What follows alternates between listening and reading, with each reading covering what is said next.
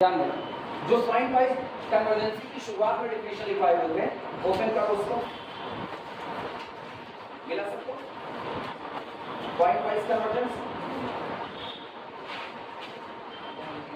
Point wise convergence में हम लोगों ने डेफिनेशन लिखा था। सबसे पहली, late fn of x belong to the R be a sequence of functions from a set capital X to R. We say fn converges to the f pointwise on capital S if for each small x our sequence fn of x of real number converts to a real number f of x in R. ये definition वो है जो हम लोग अपनी समझ के लिए एग्जाम पर्पस के लिए, एग्जाम पर्पस में एक और डेफिनेशन होती है, हम लोग उसको लिखते हैं जब लोग mod fn of x minus fx करके वहाँ एप्सिलॉन डेफिनेशन जिसको हम लिखते हैं। ठीक, चलो आगे और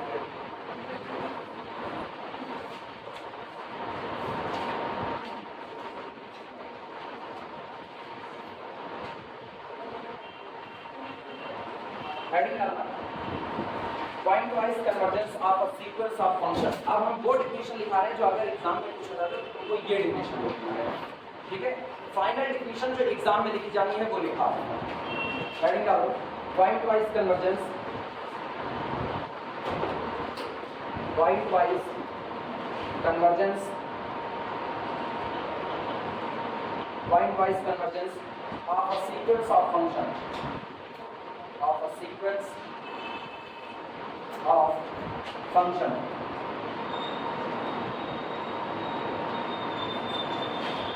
यहाँ पर ऐसे लिख देते ना, मेन डेफिनेशन। मेन डेफिनेशन ये मतलब एग्जाम टाइम में जो हम पीछे लिखा है ग्राफ बनवाए वो सब कुछ तुम्हारे केवल समझने के लिए था। जो एग्जाम के लिए डेफिनेशन है वो हम तुमको अब दे रहे हैं और यहाँ से तुम्हारा अब जितना चलेगा वो तुमको सारे याद है। यहाँ से जितना पीछे वाले में तुम थोड़ा भूल भी जाओगे तो ठीक है, फिर से वीडियो रिकॉल कर लेना, वापस तुमको मिल जाएगा वीडियो और उसके बाद वहां से तुम समझ लेना कि पॉइंट वाइज कन्वर्जेंसी होती क्या है। लिखना, let function fn, sorry sequence, let sequence fn be a sequence of function, be a sequence of functions, functions माना सीक्वेंस fn फंक्शन का एक सीक्वेंस है और ये सारे डिफाइंड है ऑन आई, किसी डोमेन आई पर डिफाइंड, यानी आई आपका इंटरवल भी हो सकता है, कोई दिया गया डोमेन हो सकता है। इफ यदि to each small x, if to each small x belong to the our domain I and to each epsilon, और प्रत्येक दिए गए एप्सिलॉन के लिए to each epsilon greater than 0 dear correspondence, dear correspond, dear corresponds to a positive integer, dear correspond to a positive integer small m such that, dear correspond to a positive integer small m such that mod of fn of x minus f of x is less than epsilon for all small n greater than or equal to n. Then we say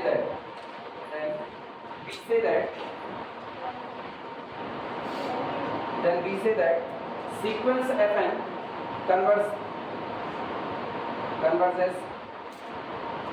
pointwise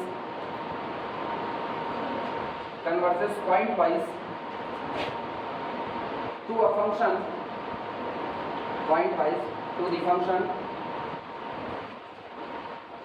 pointwise to the function f on domain I।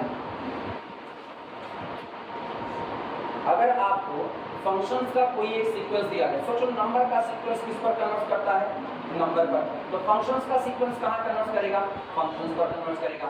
यानी अगर आपको sequence का कोई एक function दिया गया है जिसमें मौजूद सारे फंक्शन पर्टिकुलर एक डोमेन आई पर डिफाइंड है, ठीक, तो डोमेन में मौजूद किसी भी पॉइंट के लिए और आपको दिए गए किसी भी एप्सिलॉन के लिए अगर आपको एक पॉजिटिव इंटीजर ऐसा मिलता है, यानी एक पोजीशन ऐसी मिलती है जिस पोजीशन के बाद आप सीक्वेंस में कितना भी आगे चले जाओ, the difference between general term and limit function f of x must be less than epsilon, तब आप f of x को लिमिट फंक्शन बोल सकते हो।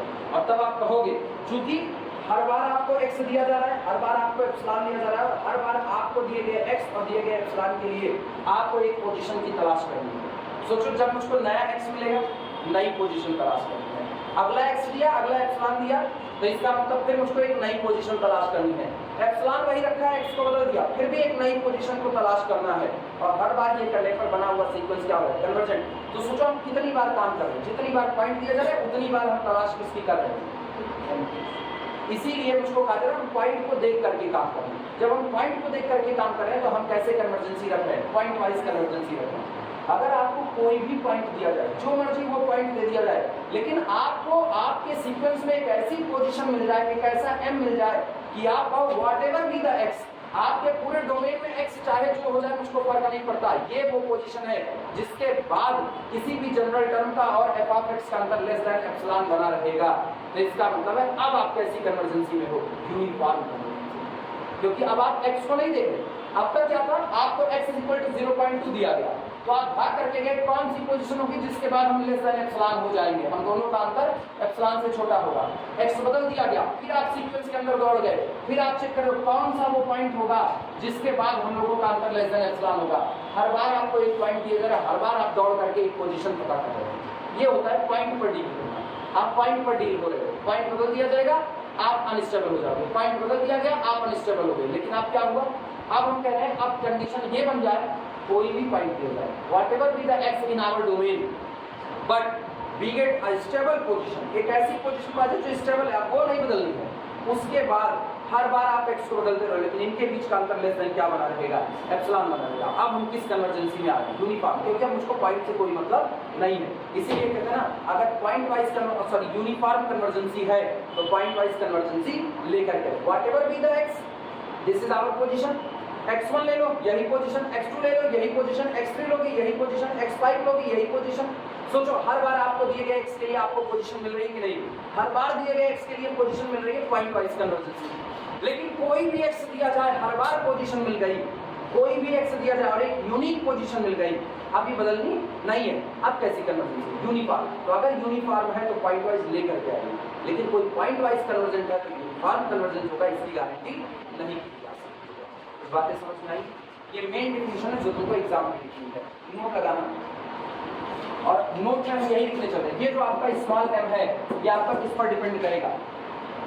ये स्मॉल m किस पर डिपेंड करेगा? x पर डिपेंड करेगा। x बदल दोगे तो स्मॉल m बदल जाएगा। लिखना नोट पर, द पॉजिटिव इंटीजर, नोट में the positive integer small m, the positive integer small m depends on x, the positive integer small m depend on x belong to domain I, the positive integer small m depend on x belong to domain I। और सिर्फ x पर depend नहीं करेगा, ये भी है, सिर्फ x पर नहीं, ये x पर भी डिपेंड करेगा और आपको इसको भी देखना है, किस पर? एप्सिलॉन, ये दोनों पर डिपेंड करेगा।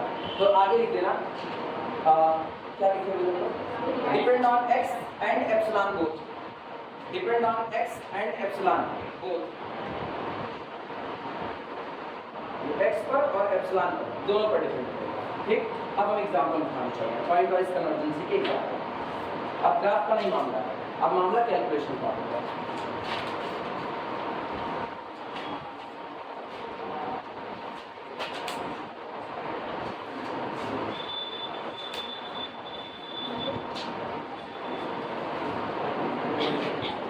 एग्जांपल में लिखना, let fn of x equal to x to the power n। पहला, let fn of x is equal to x to the power n, जहां पर x को बांध दिया गया है क्लोज इंटरवल 0 से लेकर के 1 तक। डोमेन आपका क्लोज इंटरवल 0 से 1 तक। आपको जो भी x मिलेगा वो 0 से 1 के बीच में ही मिलेगा और आपको कुछ मिलने वाला नहीं है। अब इसमें सोचो अगर हम इसकी लिमिट निकालें तो क्या होगा? Since limit n approaches to the infinity, fn of x is equal to limit n approaches to the infinity x to the power। ये बताना इसकी लिमिट, अगर हम x की वैल्यू 1 ना लें तो कितनी आएगी? 1 ना लें, 1 को छोड़ दो, यानी हम ये कह रहे हैं कि x मेरा लेस देन तो 1 रहा है लेकिन greater than or equal to 0। एक से कम संख्या पर पावर बढ़ाते जाओगे तो संख्या और छोटी होती जाएगी। तो n अप्रोचेस टू इंफिनिटी पर इसकी लिमिट कितनी हो जाएगी? 0। सही है, नोट करो नीचे से।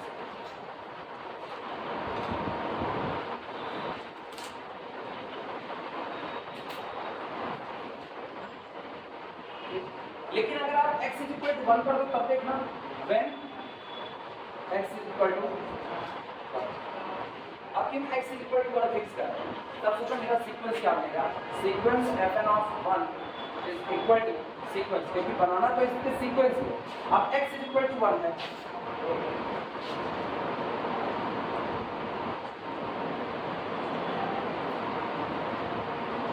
सही है गलत?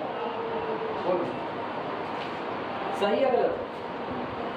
जिसको दिक्कत लगे वो ये देखो, सीक्वेंस fn(x), इसका मतलब है sequence x to the power n, और इसका मतलब है x की पावर 1, x की पावर 2, x की power 3 up to so on. अब तुम इसमें फिक्स कर रहे हो x = कितना? 1 की पावर कुछ भी रहेगा, आएगा कितना? 1 ही आएगा। तो इसका मतलब अब आपका एक कांस्टेंट सीक्वेंस मिल गया जो अब कन्वर्ट करता है किस पर? 1। अब वो किस पर कन्वर्ट करता है? 1 पर। तो सोचो हमको लिमिट क्या मिली? Therefore limit n approaches to the infinity fn(x) is equal to, दो बार आपको लिमिट मिली। पहली आपको 0 मिलती है जब x < 1 है और greater than or equal to 0, और 1 है जब x = कितना?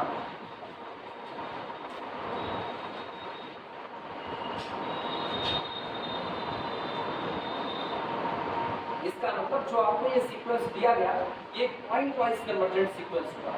अभी हम यूनिफॉर्म की बात नहीं करेंगे, यूनिफॉर्म की बात हम तब करेंगे जब हम डेफिनेशन लिखेंगे यूनिफॉर्म कन्वर्जेंसी होती क्या, तब हम बात करेंगे यूनिफॉर्म। अभी तो पॉइंट वाइज डील करो, ठीक है? Hence sequence fn converges point wise, hence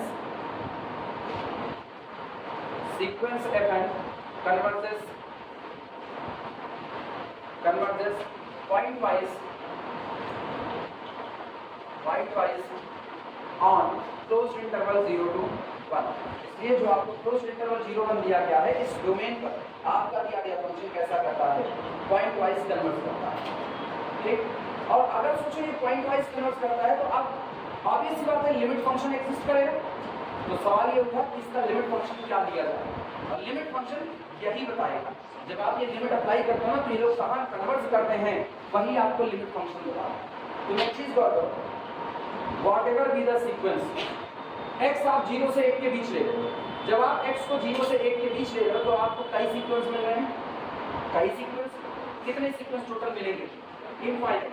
लेकिन इनफाइनाइट मिलने वाले सीक्वेंस में एक सीक्वेंस ऐसा होगा जो 1 पर कन्वर्ट करेगा, और बाकी के सारे सीक्वेंस कहाँ कन्वर्ट करेंगे? 0 पर कन्वर्ट करेंगे। मतलब आप जो भी सीक्वेंस बनाओगे इनफाइनाइट, वो लोग रुकेंगे कहाँ, वो बात आपको पता है। एक आपको लिमिट फंक्शन 0 बनाना है और एक आपको लिमिट फंक्शन 1 बनाना है। तो कुछ ऐसा लिमिट फंक्शन बनाओ जो आपको यही दो वैल्यू देगी। लिमिट फंक्शन कुछ ऐसा बनाओ जो आपको यही दो वैल्यू देगी। अब तुम सोचो ये लिमिट फंक्शन बन चुका है, कैसे?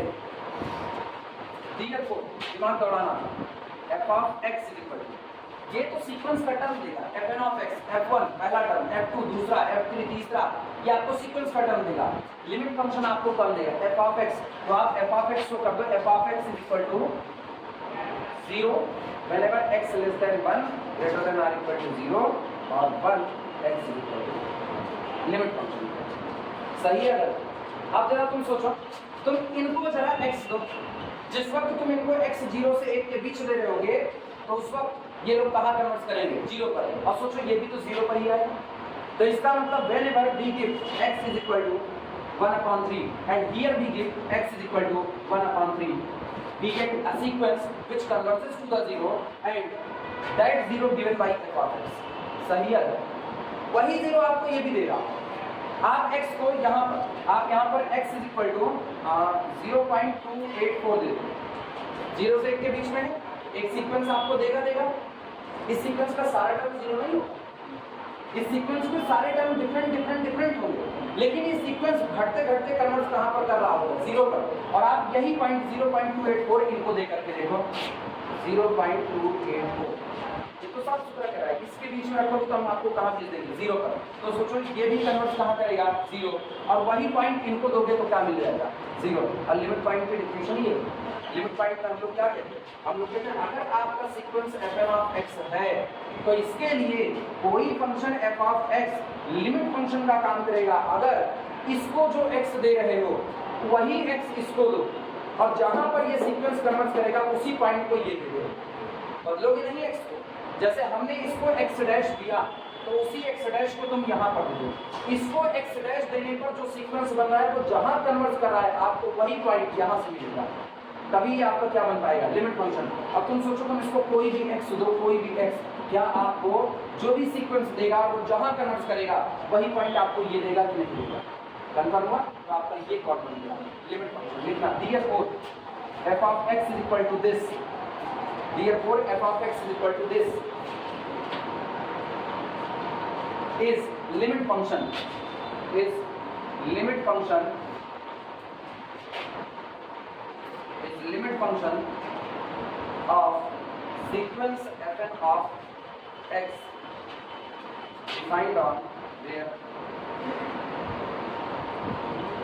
x belong to closed interval 0 से 1 या डिफाइंड ऑन क्लोज्ड इंटरवल 0 1 कर सकते हो, दोनों बातें सही हैं।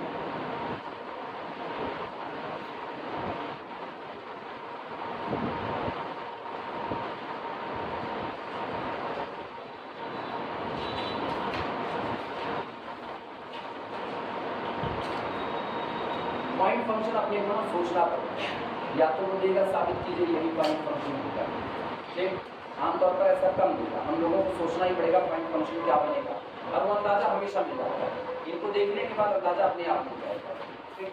अगला देखो, आज भी परेशान हो, हमारी किताब में जितने सवाल है ना सब करवा एक तरफ, अगर 20 सवाल हो तो 20 का 20 करवा, क्योंकि हमको पता है इसमें तुमको एक बार सारा कंटेंट मिलेगा, उसके बाद तुम इसको मतोगे तब तुमको जाकर के सही सलामत चीज़ें आएंगी।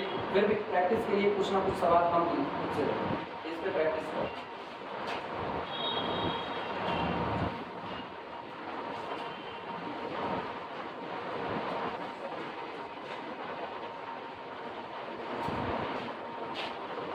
अब क्या लिखना, कितने एग्जाम्पल, पहला हुआ दूसरा एग्जाम्पल लिखना, सेकेंड एग्जाम्पल है late fn of x is equal to x upon 1 plus x, यहाँ पर x greater than or equal to 0। fn of x is equal to x upon 1 plus x जब आपका x greater than or equal to 0। x तय हो चुका है greater than or equal to 0, तो चलो हम लोग चेक करते हैं for x greater than 0। जब आप x को पॉजिटिव लेते हो यानी 0 से बड़ा लेते हो तो आपकी लिमिट कितनी आती है वो देखते हैं। Limit n approaches to the infinity fn of x is equal to limit n approaches to the infinity x upon 1 plus nx। ठीक, दिमाग करो, x की वैल्यू पॉजिटिव, x की वैल्यू पॉजिटिव और n की वैल्यू भाग रही है कहाँ तक, इंफिनिटी तक। इसका मतलब ये नीचे वाली जो पार्ट है x तो आपका फिक्स हो गया, जैसे मैं x की वैल्यू 1/2 कर दी है तो ये आपका हो गया 1/2 अपॉन 1 प्लस n/2, लेकिन हम n को दबा रहे हैं कहाँ तक, इंफिनिटी तक, यानी नीचे वाली क्वांटिटी उतनी ही लार्ज होती जा रही, जितना नीचे वाली लार्ज होगी उतना ऊपर वाली डिक्रीज करेगी, यानी भाग रही है किसकी, ये पूरी लिमिट कितनी आएगी 0 आएगी हर बार व्हाटएवर बी द x, क्योंकि आपको x को क्या रखना है पॉजिटिव। अगर यही x नेगेटिव होता तो ये कहाँ पाते माइनस से, अब तो नेगेटिव साइन इन्वॉल्व होता ना, लिखना is equal to 0, is equal to 0। अच्छा अब x बराबर 0 करके देखो, आल्सो इसके साथ ही साथ fn ऑफ 0, हमने x बराबर 0 पुट कर दिया। अब दिमाग दौड़ाना, जब तुम x बराबर 0 पुट कर दिए तो तुमको क्या मिलेगा, तुमको मिलेगा 0 upon 1 plus n into 0 that is equal to 0। Means तुमको एक ऐसा सीक्वेंस मिलेगा जिसमें सारे मेंबर क्या होंगे, वो भी कहाँ कन्वर्ट कर रहा है 0 पर कन्वर्ट कर रहा है।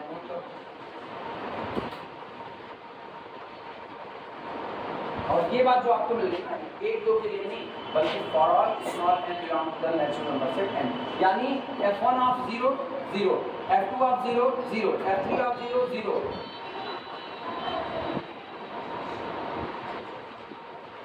और सोचो दोनों ही बात, यानी कि अगर हम इससे कहें तो this implies that sequence fn of 0, यानी sequence fn of x where x is equal to 0 converges to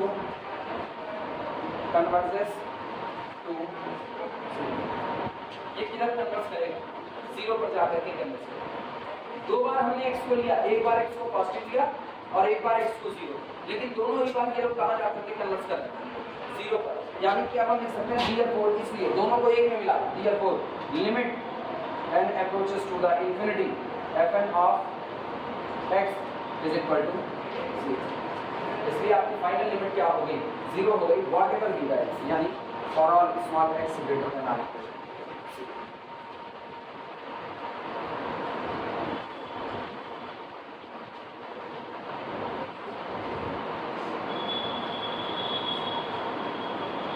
यानी हम लोग अब अगर इसको समेटें तो इसको लिखा जा सकता है, this implies that sequence fn of x converges to 0 function।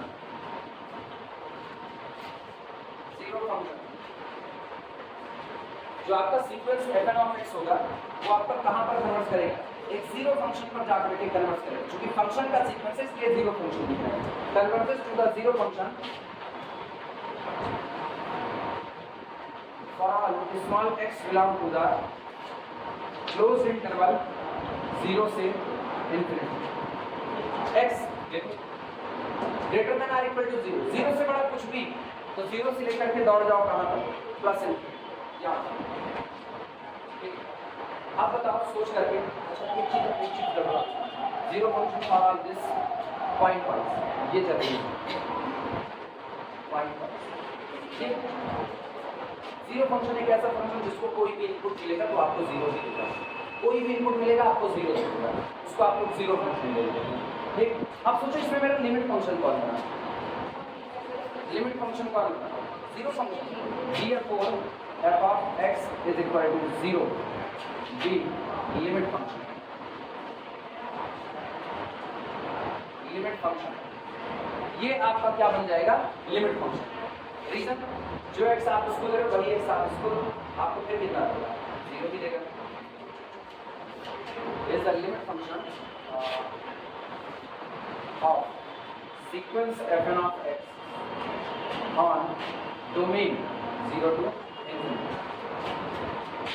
जिनको दिक्कत लगे वो लोग ऐसे समझें इसको, sequence fn of x, f2 of x, f3 of x up to so on, fn of x up to so, ये चलता जाएगा ऑन पर।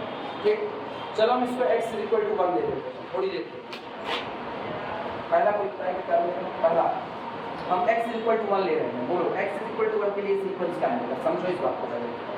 x इक्वल टू 1 के लिए सीक्वेंस क्या मिलेगा? 1/1 प्लस 1 इंटू 1। सही है गलत? यानी 1/2 मिलेगा। यहाँ पर सुधार के लिए 1/2 कमा। अगला सुनना, f2 of x x/1 plus nx, यानी कि x/1 प्लस nx, तो 1/3। सही है गलत? अगला दूसरा 1/1 प्लस 3 इंटू x, यानी कि 1/4। मेरे ख्याल से रूल मिल चुका है, 1/2 1/3 1/4 1/5 सो ऑन। और कहाँ कन्वर्ट करेगा? 0। आया ना?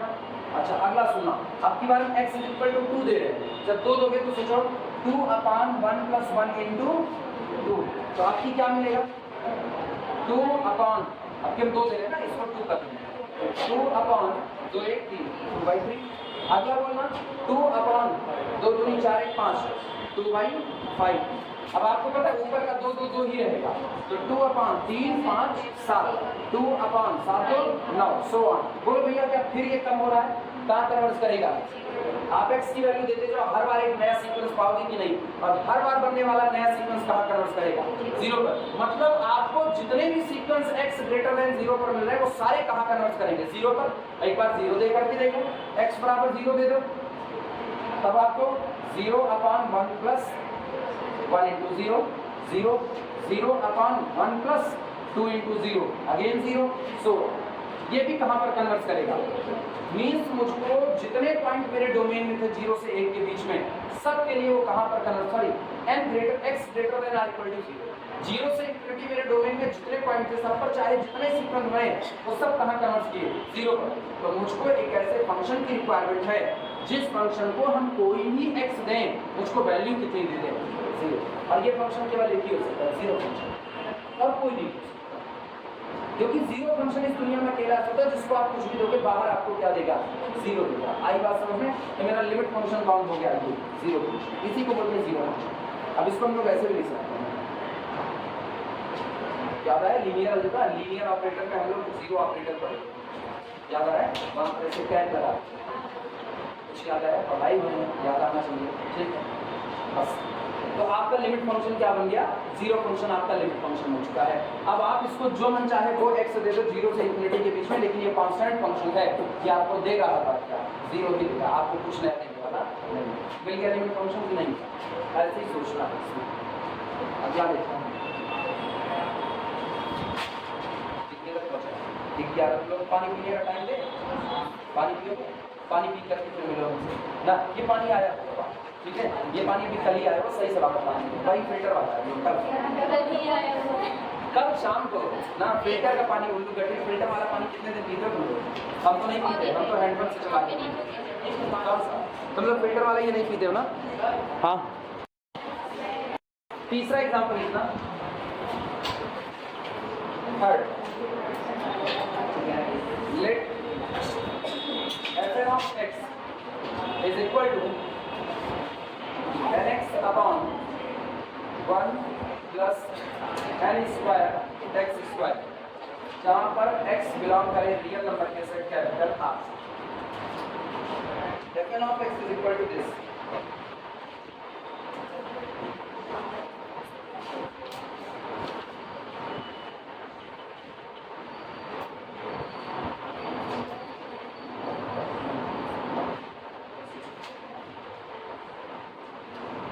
इसमें कम करो, न्यूमरेटर और डिनोमिनेटर में n स्क्वायर x स्क्वायर से भाग लगा, ठीक है? कुछ काम अपना आसान हो जाएगा, ऐसे तो नहीं बनने वाला, ऐसे तो बवाल हो जाएगा। देखो अगर n अप्रोचेस टू इंफिनिटी करेंगे तो इंफिनिटी बाई इंफिनिटी का फॉर्म तैयार होगा, आया ना? तो एक काम करो, ऊपर और नीचे यानी न्यूमरेटर और डिनोमिनेटर में दोनों में n स्क्वायर x स्क्वायर से डिवाइड करो। देखो ये क्या बनेगा, this implies that fn of x is equal to n square x square से डिवाइड लगाओ तो यहाँ बनेगा 1 अपॉन nx अपॉन ये बनेगा 1 upon n square x square और प्लस लिखना ये दो। अब मेरे लिए काम आसान है, अब जरा n अप्रोचेस टू इंफिनिटी लगाओ तो ये कितना हो जाएगा? 0, और ये कितना हो जाएगा? 0। तो 0 upon 0 plus 1 that is equal to 0, यानी this approaches to the 0 as n approaches to the this approaches to the 0 as n approaches to the infinity। लेकिन सुना एक चीज और, अरे एक चीज गड़बड़ी कर दी यार, उसका हम भी ख्याल नहीं करते, एक इसमें बड़ी भारी गड़बड़ी करो। हाँ, ये x को रोको, ये तब के लिए है ना for x does not equal to 0, क्योंकि खुदा न खास्ता अगर आपने x को 0 किया तो 1/0 अनडिफाइंड जाने लगेगा। तो इसीलिए ये पहली वैल्यू है जब x आपका नॉन जीरो होगा। नोट करो, अब सही for x does not equal to 0, fn of x is equal to 1 upon nx upon this, and it converges to the 0 as n approaches to the infinity। अब जरा x बराबर 0 लेकर के देखो, for x is equal to 0, और अगर हम लोग x 0 ले तब कितना बनेगा? तब इधर देखना, तब fn of 0 is equal to 0 upon 1 plus n square into 0, that is again पूरा का पूरा हिस्सा। और ये किसी एक दो n के लिए नहीं था, बल्कि for all small n belong to the natural number set.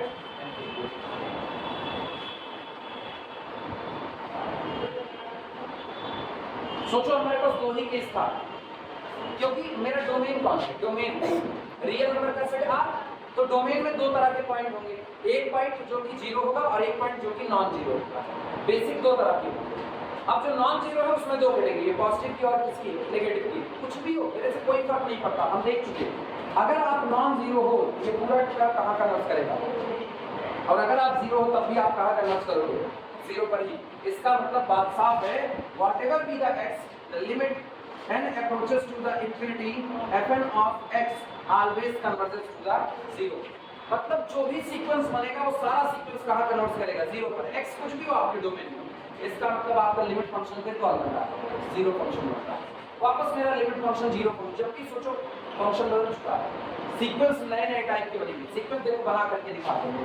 Sequence जो होगा वो होगा f1 of x, f2 of x, f3 of x up to so on, ये सीक्वेंस होगा।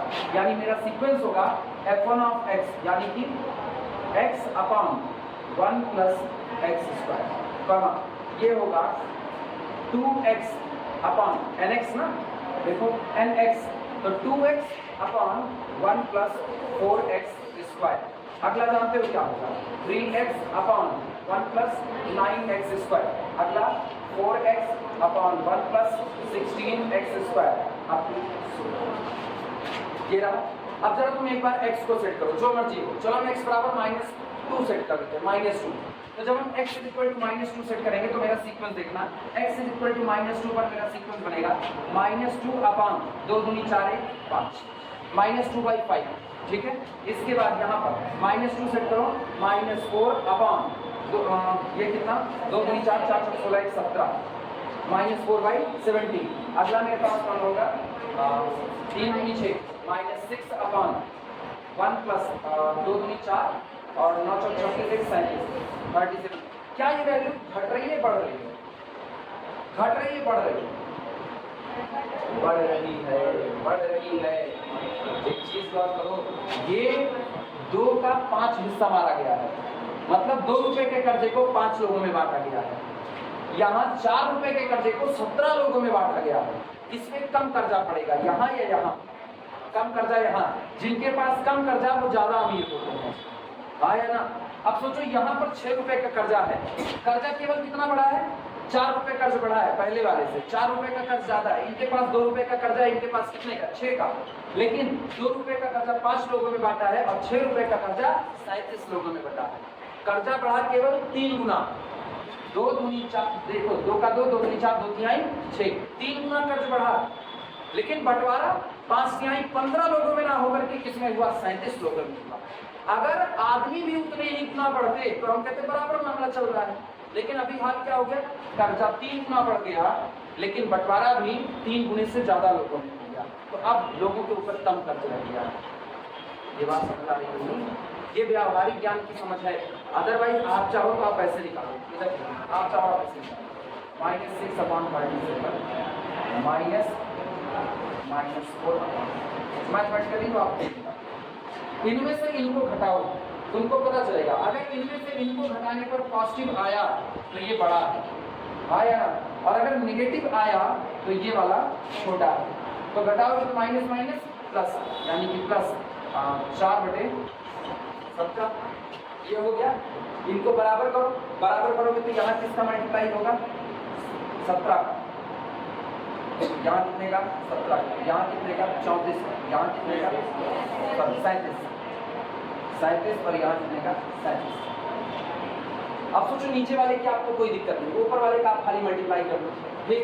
तो 6 से 42, 6 के 6 4 10, 102 नेगेटिव के साथ। और सोचो ये कितना बड़ा पॉजिटिव है, 37 का 4, 3 चौक 12, 120, तो वैसे ही पहुंच गए 120 102 के ऊपर।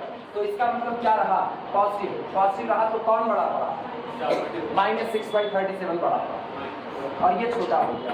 क्लियर है कि नहीं। तो इसका मतलब धीमे धीमे धीमे धीमे, लेकिन एक चीज गड़बड़, इन लोग नेगेटिव बने हुए हैं, नेगेटिव होने के बावजूद ये लोग बढ़ रहे हैं और कर्जा और ज्यादा लोगों में बढ़ रहा है। तो इसका मतलब कर्जा धीमे धीमे कम हो रहा है। जब कर्जा कम होता है तो एक दिन कर्जा खत्म होकर के कितना, 0। तो आप कन्वर्ट किस पर करो, 0 पर करो। ये पक्ष समझ में आ रहा है सबको, क्लियर हुआ। अब अगर हम कुछ भी लेते हैं ऐसे, आप कोई भी नेगेटिव, अभी हम लोग को पॉजिटिव लेकर के दिखाते हैं, तुम जितना अच्छे से इसको समझोगे यूनिफॉर्म कन्वर्जेंसी के सवाल लगाने तुमको उतना आराम मिलेगा। पहले तो तुम सीक्वेंस को बनाना सीख जाओ कि सीक्वेंस फंक्शंस का बन कैसे था। वो केवल आपकी एक्स की चॉइस पर है। फिर हम एक्स को बदल रहे हैं, आपकी तुम जो कहो वो एक्स है, बोलो कोई नेगेटिव एक्स बोलो। -7 बहुत तेज बोल रही और लेकिन बहुत बड़ा बोले बच्ची तब भी बना रहे हैं। चल -7 तो कितना आएगा? -7 अपॉन 749 से 50। 7 रुपए का कर्जा कितने लोग चुकाएंगे? 50 लोग। ठीक है, सबको थोड़ा थोड़ा पड़ेगा, लेकिन अब की देखना 7 रुपए का ही कर्जा नहीं, 14 रुपए का कर्जा। कर्ज का गुना बढ़ गया, 2 गुना। कर्ज 2 गुना हो गया। अब सोचो लोग कैसे बढ़ रहे हैं। यहाँ पर कितना रख रहे हो? 7 रख रहे हो, 7 का 49, 50 गुणे 4 कितना? 157 टोटल 157। अब सोचो कर्ज तो बढ़ा, दो ही गुना कर्ज बढ़ा है। 7 रुपए की कर्जदारी थी, 7 रुपए और ले लिए, लेकिन अब तक उसी को 50 लोग चुका रहे थे। अगर 2 गुना लोग चुकाए तो 100 लोगों को चुकाना चाहिए था। अब कई लोग चुका रहे हैं? 157।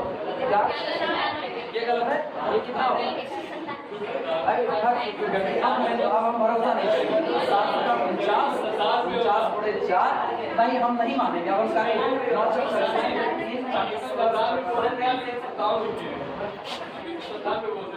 अरे तुम 2 बोले थे, मेरे कान में मिट्टी तेल पड़ा हुआ है ना। 157 बोल के 157 कह रहे हैं। सुनो इधर सुनो, कर्ज तो बढ़ा 2 गुना। 7 रुपए की कर्जदारी थी, अब हो गई 14 रुपए की कर्जदारी। ठीक है, अपने गणित में क्यों परेशान हो? जब तक व्यावहारिक ज्ञान से चल रहा है वही सीखते हैं। 2 गुना कर्जदारी बढ़ा दी, 7 रुपए और कर्ज उधार ली, चुका रहे थे 50 लोग, अब चुकाना चाहिए था 100 लोगों को, लेकिन हम अब कितने लोगों को बुला लिए? 157। मतलब हम 2 गुने से भी ज्यादा लोगों को बुला लिए। तो अब तो ये बहुत जल्दी खत्म हो जाएगा। ऋणम कृत्वा घृतम पिबेत्, लेते जाओ ऋण, घी पीते जाओ, क्योंकि चुकाने वाले तो बैठे ही हैं ढेर सारे लोग। ये बताओ, जब तुम्हारे अगर किसी के पिताजी अंबानी हो गए, मान लो किसी के पिताजी अंबानी हो गए, तो यार दुकान पे जाओ 10 रुपए वाली आइसक्रीम खाओ कि दुकान पे जाकर के कोन वाली 50 की खाओ कि जाकर के 100 की खाओ? चुप तो जाएगा ही कर्जा। तो इसका मतलब जब नीचे अंबानी लोग बैठ रहे हैं तो आपको टेंशन की जरूरत नहीं है। फिर से वही हाल होगा, एक दिन आपका खर्चा क्या होगा? 0। पूरा सीक्वेंस कहाँ करना पड़ेगा? 0। सोचो हम x को बढ़ाते जा रहे हैं, मोर नेगेटिव करते जाओ। शुरुआत में x बराबर -4 लिया, अब के x बराबर -7 ले रहे हैं, -10 ले लो, -200 ले लो, कुछ भी ले लो। लेकिन हर बार सोचो आप यहाँ से शुरुआत कर रहे हो, यहाँ से मोर नेगेटिव, लेकिन आप भाग के आप किसके पास रहे? 0 के पास। हर एक सीक्वेंस जब आपका x नेगेटिव है तो आपका सीक्वेंस भाग के कहाँ आ रहा है? 0। Every sequence converges to the 0 whatever be the negative x। आया ना? नेगेटिव में x कुछ नहीं होगा। अब सोचना, अब हम पॉजिटिव ले रहे हैं।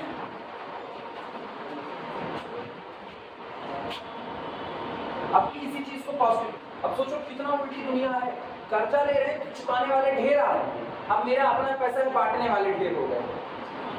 कर्जा ले रहे हैं और चुकाने वाले ढेर आ रहे हैं, तो एक दिन कर्जा खत्म हो जाएगा मेरा, और हम अमीर हो जाएंगे। कर्जा खत्म, हम अमीर, लेकिन मेरा ही पैसा और बांटने वाले ढेर आ गए। अब मेरा ही पैसा और बढ़ गया, अब हम क्या हो गए? गरीब हो गए। अब यहाँ ये कॉन्फ्लिक्ट चल रहा है। अब आप x को पॉजिटिव लो, चलो x बराबर बहुत बड़ा ले लो, 100 ले लो x बराबर,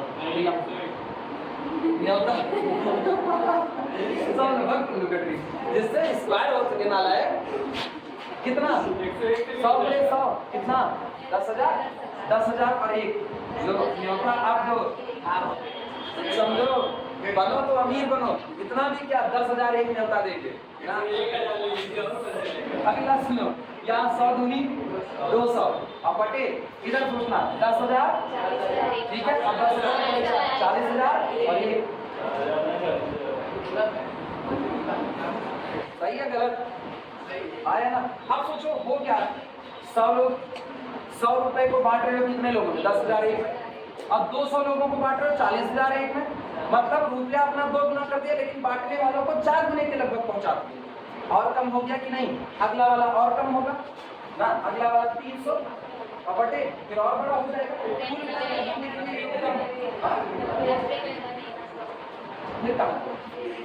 सोचो हर बार x आपका पॉजिटिव रहे कि x आपका नेगेटिव है, हर बार आप कन्वर्ट किस पर करना है?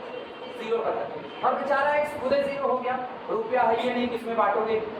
रुपया है ही नहीं, किसमें बांटोगे? जितने मन के उतने लोग आ जाए, सबको क्या मिलेगा? छूछ पहन की जूझन, सबको 0 मिलेगा। यानी हर सीक्वेंस चाहे जो भी x हो, whatever be the x belong to whole R, always our every sequence converges to the 0। और ये आपको बताता है, ये एक इशारा है कि आपका लिमिट फंक्शन क्या होना चाहिए, 0 होना चाहिए। अगर यही मेरा सीक्वेंस दो बार अलग अलग जगह पर कन्वर्ट कर जाता तो मुझको एक ऐसे लिमिट फंक्शन की जरूरत थी जो मुझको दो जगह पर पहुंचाता। अभी क्या मेरा सारा सीक्वेंस 0 पर कन्वर्ट कर रहा है, तो मुझको ऐसे लिमिट फंक्शन की जरूरत है जो बिना सोचे समझे हम जैसे उसके पास जाए, देखो मेरे को ये x मिला था तो भाग 0 पे, मेरे को ये x मिला भाग 0 पे, हर बार आपको कहां भगा दे, 0 पर, व्हाटएवर बी द x भाग 0 पे, लिमिट फंक्शन ना।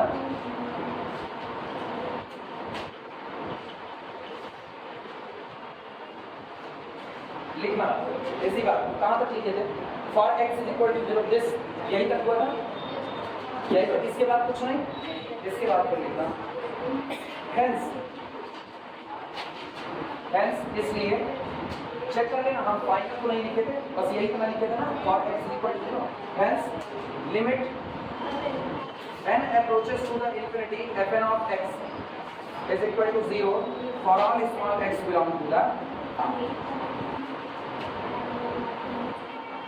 फाइनल टेस्ट लिए सब पर, चाहे जो भी x हो, कन्वर्ट तो आप किस पर करोगे, 0 पर, हेंस इसलिए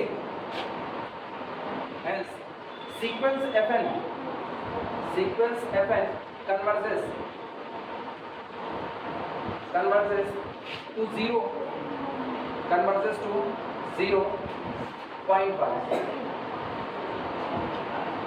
converges to 0.5 and f of x is equal to 0 is the limit function, is the limit function, is the limit function of sequence fn of x। इसलिए जो भी आपको ये सीक्वेंस दिया गया है फंक्शन का, ये पॉइंट वाइज कन्वर्ट करता है किस पर, 0 पर, और इसका limit function fn of x is equal to 0।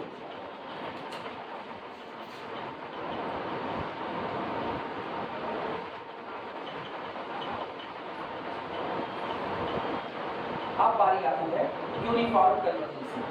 इतने एग्जांपल सफिशिएंट है समझने के लिए, ठीक, बाकी तो बहुत सारे एग्जांपल पड़े हुए हैं।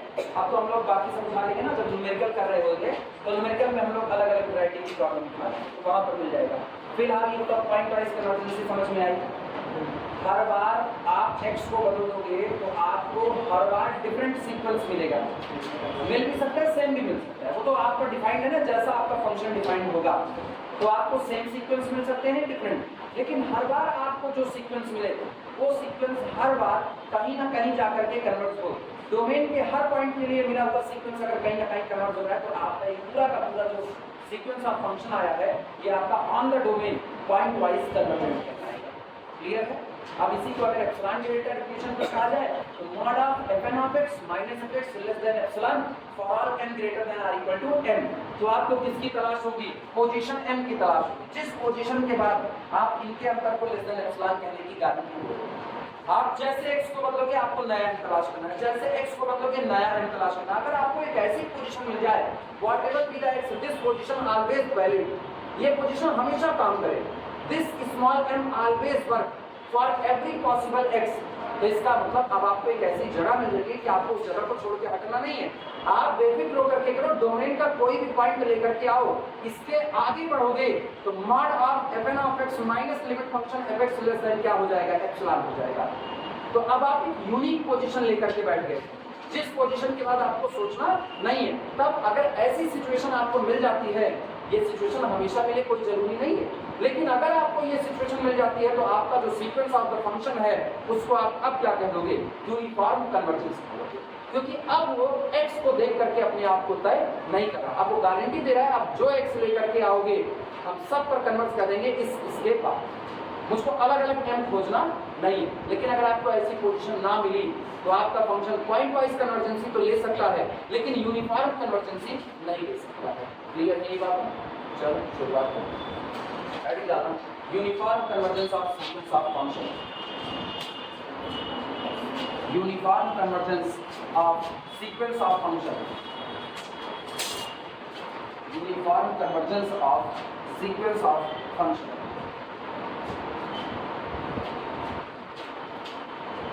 uniform convergence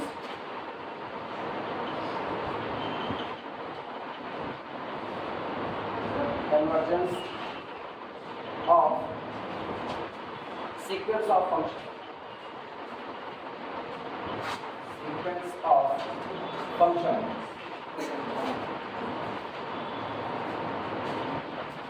आगे प्रकाश तुम तो क्लास नहीं पढ़ाई अच्छा uniform convergence of sequence of function. अब बारी हम लोगों के यूनिफॉर्म कन्वर्जेंस सीक्वेंस नाम ही सफिशिएंट है इसका।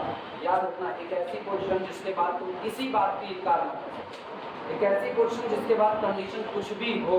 जैसे अभी मेरी क्लास है, मेरी क्लास चल रही है तो तुम लोगों के ऊपर कंडीशंस है। कंडीशंस ये है सब्जी आज तबीयत खराब हो गई, आज बुखार चढ़ गया, आज नाक बह रही है, आज इधर आँख से पानी बह रहा है, पाना मार नहीं है, पॉइंट टू पॉइंट आप बात कर रहे हो ठीक। लेकिन एग्जाम हो जाए तो पेपर में थोड़ी लिखोगे कि नाक बहने की वजह से आज हम एग्जाम देने में असमर्थ हैं, कृपया अगला पेपर अगले दिन करवाया जाए, ये नहीं करोगे। वो आपकी यूनिफॉर्म कन्वर्जेंस। एक पोजीशन ऐसी आ गई, एग्जाम की ऐसी पोजीशन आ गई जिसके बाद कुछ भी हो जाए, कुछ भी हो जाए, आपके और आपके डिग्री के बीच का अंतर लेस देन एप्सिलॉन हो चुका है। अब वो आपकी कौन सी कन्वर्जेंसी देगा? यूनिफॉर्म कन्वर्जेंसी देगा ठीक। आई कुछ बातें समझ में? तो अब एग्जाम तुम्हारी यूनिफॉर्म कन्वर्जेंसी डिसाइड करेगा। अब नहीं लिखना according to the definition of point wise convergence. सुनो फाइनल डेफिनेशन थोड़ी देर के बाद लिखेंगे। जो फाइनल डेफिनेशन है तो अपने को एग्जाम में उल्टी करनी है, वो हम लोग थोड़ी देर के बाद लिखेंगे। पहले वो बात लिखेंगे ना जो पॉइंट वाइज से यूनिफॉर्म को अलग करता है, पहले उस बात को लिखना। According to definition of point wise convergency, अकॉर्डिंग टू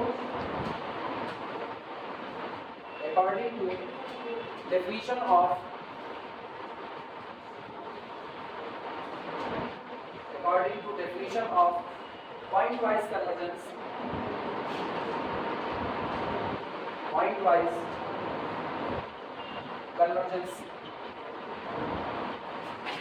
लाइन चेंज कर sequence fn on I converges point wise to f, point wise to f if yadi to each small x belong to domain, if to each small x belong to the domain I। हम उसी definition को दोहरा रहे हैं क्योंकि उसी definition में एक ही पॉइंट है जिसको हम अंडरलाइन करेंगे। अब यही नहीं होना चाहिए, वही मेन था। To each small x belong to the I and to each epsilon greater than 0, और प्रत्येक एक एप्सिलॉन ग्रेटर देन 0 के लिए there exist a positive integer m, a positive integer small m such that जो इस प्रकार है कि mod of fn of x minus fx, यानी difference between fn of x and that function which becomes limit function, this difference less than epsilon for all n greater than or equal to n। According to definition of point wise convergence this हो, ये point wise convergence की definition है ठीक। इसमें हम बताना चाहते हैं ये जो स्मॉल m है, इस स्मॉल m के लिए क्या बात कहेंगे? वर्डिंग देखना यहाँ क्या लिखा है, if to each x belong to I and to each epsilon greater than 0 here exists a positive integer। इतनी बात सोचो, आप m को ला तो रहे हो लेकिन किसके रिस्पेक्ट में ला रहे हो?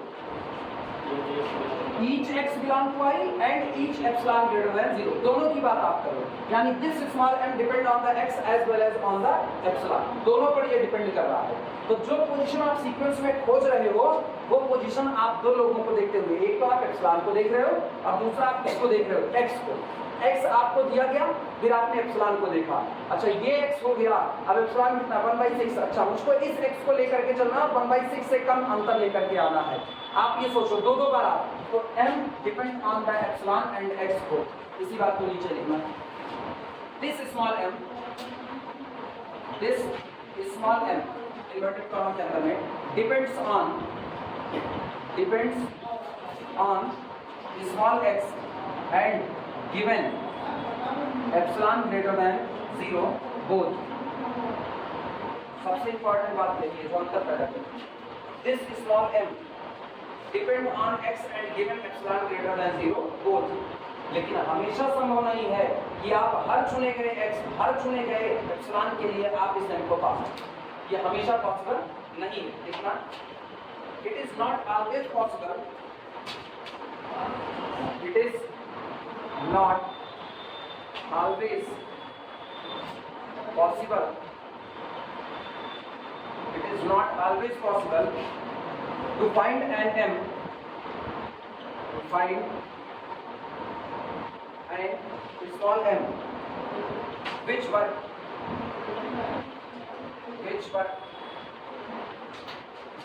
for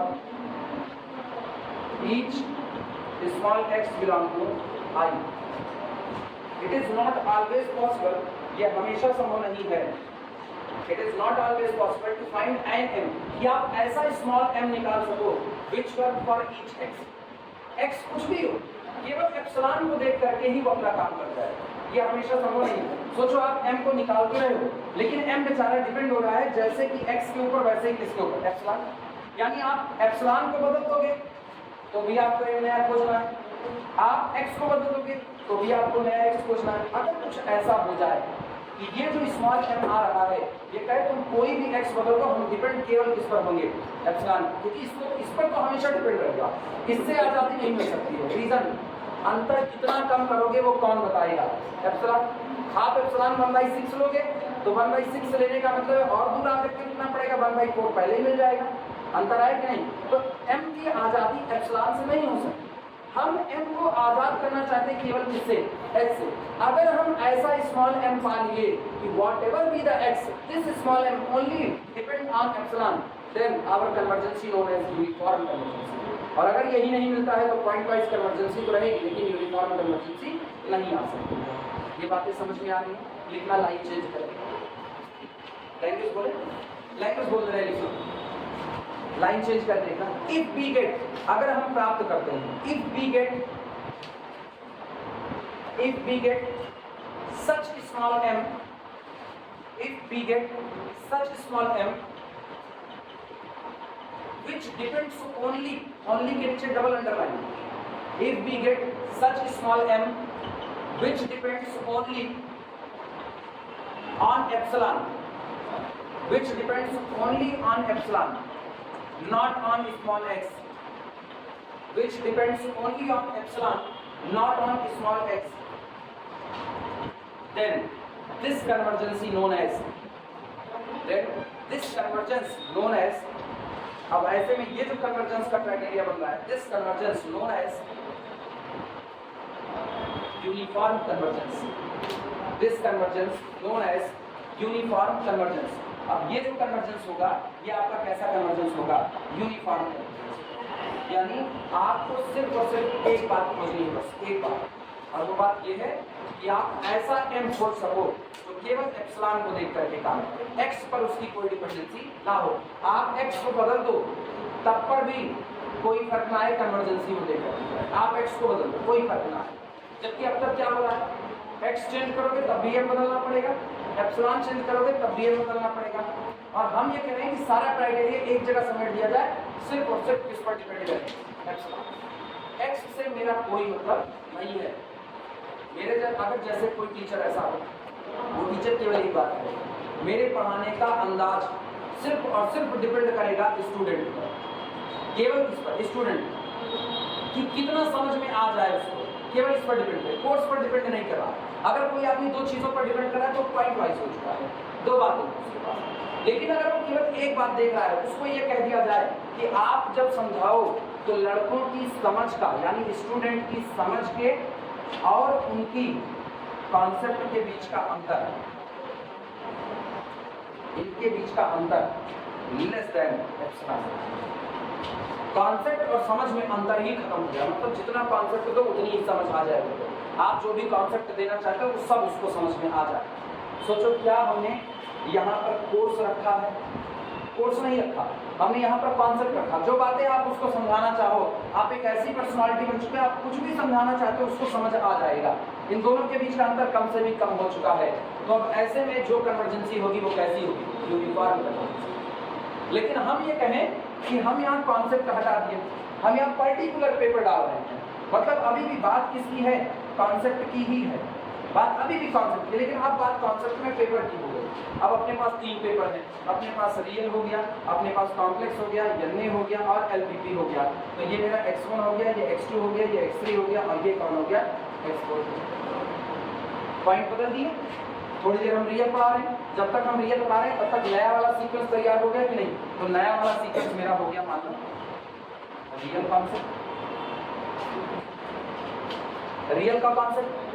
और एप्सिलॉन कम से कम का मतलब है कि तुमको जो चीजें नहीं समझ में आ रही है उसके और इसके बीच का अंतर कम से कम आ जाए, मतलब तुमको लगभग सब समझ में आ जाए, तभी तो कन्वर्जेंट होगा। माइनस यहाँ पर हम कर देते समझ फिर से और एप्सिलॉन हम कर देते हैं नंबर, ये कर दिया। आप सोचो आप क्या होगा, अब ये हो रहा है हमने एप्सिलॉन को तय कर दिया है 1/4, मतलब हम चाहते हैं कि जब हम तुमको समझा रहे हो तो केवल 1/4 हिस्सा ऐसा रह जाए जो तुमको कुछ ना समझ में, कोई भी टॉपिक है ना उसका 1/4 हिस्सा खाली, उससे भी ज़्यादा तुमको समझ में आए, मतलब ये तुम्हारे जो समझ का डिफरेंस है ये हम कम से भी कम करना चाहते हैं। किसको उठा करके? रियल को। लेकिन जैसे हम यहाँ पर कॉम्प्लेक्स लगा दिए, कॉम्प्लेक्स चीज़ें फिर बिगड़नी चाहिए। अब हम जैसे पढ़ा रहे थे वैसे समझ तुमको नहीं आ रही। जैसे जब हम सीक्वेंस पढ़ाए तो सीक्वेंस में ये चीज़ें अपने लोग देख चुके हैं, एक बार हम इस दौर से गुजरे हैं। शुरुआत याद करो, शुरुआत में हम तुमको एक पढ़ाई हुए थे bounded, upper bound lower bound पढ़ाई हुए थे। जब हम तुमको शुरुआत में अपर बाउंड लोअर बाउंड पढ़ा दिए, फिर जब सीक्वेंस में पढ़ाने लगे क्या हम उतना ही डीपली पढ़ाए थे? नहीं। अंतर आया कि नहीं आया? लेकिन अब हमने शुरुआत में ये कंडीशन कर दी थी कि जब हमने सीक्वेंस में उसी अपर बाउंड लोअर बाउंड या बाउंडेड सीक्वेंस को उठाया तो हम बड़े इत्मीनान से काम कर लेंगे और वो तुमको समझ में आ गया।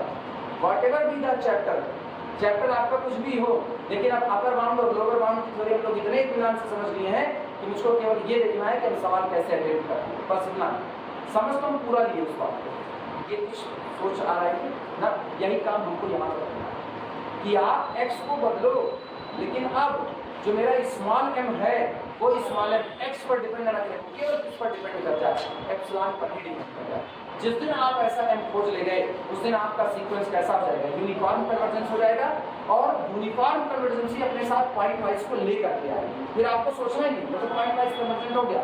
लेकिन अगर आपका सीक्वेंस पॉइंट वाइज कन्वर्जेंट बना रहा, मतलब वो आपको हर बार ऐसा m दे रहा है जो एप्सिलॉन और x दोनों पर डिपेंड कर रहा है। आप गारंटी नहीं दे सकते हो कि चुने गए हर x के लिए पॉइंट वाइज कन्वर्जेंट हो गया तो यूनिफॉर्म कन्वर्जेंस होगा, आप इसकी गारंटी नहीं दे सकते। कुछ बातें समझ में आई? अब हम लोग न्यूमेरिकल उठाएंगे तो और क्लियर करेंगे। न्यूमेरिकल में तुमको सही समझ। अब हम मेन डिफिनेशन लिखेंगे। हाँ तो ये कब क्या लिखे थे तुम लोग कल ही बताओ। If we get such small m which depend only on epsilon not on x then this convergence is uniform convergence। लिख दिया गया था। आप लिखना डेफिनेशन। अब यहाँ से मेन डेफिनेशन लिखेंगे यूनिफॉर्म कन्वर्जेंस, और ये डेफिनेशन होगी जो तुमको एग्जाम के टाइम में पढ़ करके जाना है। अब जो लिखिए इसके पहले वाली बात वो केवल दोनों में अंतर पैदा करने के लिए होगा।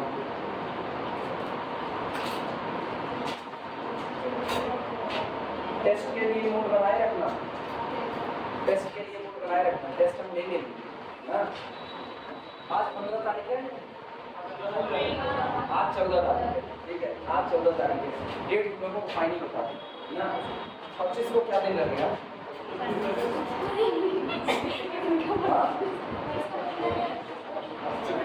25 को दिन का कैलेंडर का 25 तारीख को मंगलवार, 25 तारीख क्यों आएगा? हाँ ट्यूसडे पर मेरा दिमाग गया है। 14 को क्या छुट्टी होगी? आप 14 ये चल रहा है यार, जन्माष्टमी पड़ रही है 18 और 19 को। बर्थडे मना लिया जाए क्या भगवान का? अरे 14, 4, 18, 19, 4 दिन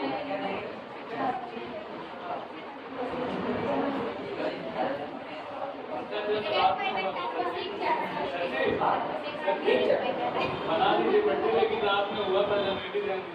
कौन सा? दिन में सोहर गाएंगे, रात में जन्मदिन मनाया जाएगा। टेस्टोस सोहर गाएंगे, फिर जन्मदिन मनाएंगे तो जन्मदिन में कुछ और गाएंगे।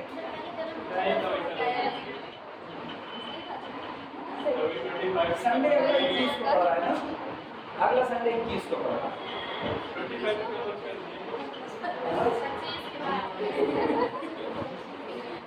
25 तारीख की डेट रखते हैं टेस्ट ना, 25 तारीख की टेस्ट है।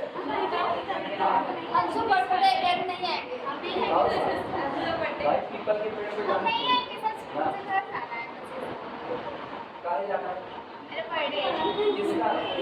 सुनो, यूनिफॉर्म कर देती थी अगर घर गई ये मान के चलो। सर काम है जरूरी है यूनिफॉर्म इमरजेंसी में अगर घर गई, सबको बता रहे हैं तो मान करके चलना यूनिफॉर्म इमरजेंसी का ही टेस्टिंग है। और यही कपिया घर भेज देंगे हाँ?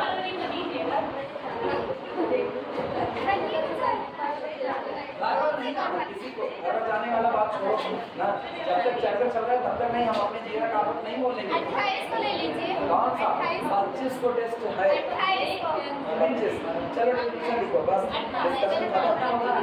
25 तारीख को टेस्ट है। हाँ चैप्टर बता दो। चैप्टर बताने हैं।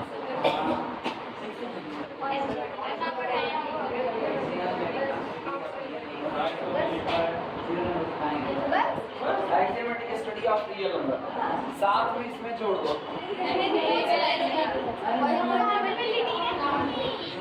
ये हम बहुत पहले पढ़ा चुके हैं, अब इसको इसमें जोड़ो, समझे? काउंटेबिलिटी इसमें जोड़ो। 2 चैप्टर मिला करके टेस्ट लेंगे और सुनो, टेस्ट में बात वही होगी, सबके पेपर अलग अलग कर दीजिए, ठीक है? तो कुछ लोग काउंटेबिलिटी पा जाएंगे, कुछ लोग एक्सएमेटिक स्टडी ऑफ रियल नंबर पा जाएंगे और कुछ लोग दोनों मिक्सअप पा जाएंगे। पेपर में क्या है आपस में बदल देना। चलो नहीं, तुम लोग पढ़ाई नहीं करोगे, हम जान रहे हैं तुम लोग ऐसे ही कभी बर्थडे मनाओगे, कभी बर्थडे मनाओगे, तुम लोग यही काम करोगे। 25 मतलब एडमिशन जन्मदिन मना रहे हैं, बुढ़ौती कहाँ तक खाली जन्मदिन मनाना है? एडमिशन कहाँ जिंदगी के 1 साल कम हो गए, इनको खुशी भी आती है, जिंदगी के 1 साल कम हो गए। मरने में मरने का जाओ काहे की करो अथवा छोड़ दो किधर भागती है। थोड़ी मरनी है तुम बोल रहे हो दुनिया जाने की, तुम पीपल के पेड़ पे लटकी हो। A sequence है पहले, a sequence FN defined on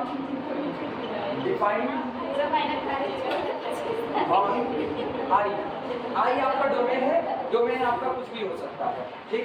A sequence FN defined on I is said to be uniformly convergent, is said to be uniformly convergent, is said to be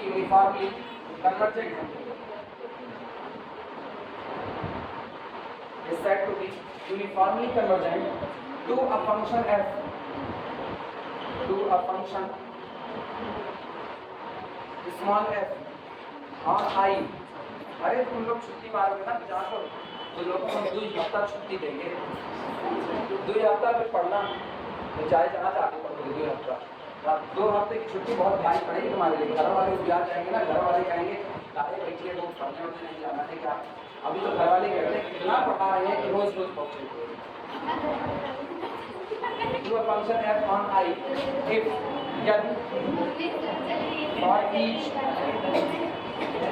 for each epsilon greater than 0 there exists a positive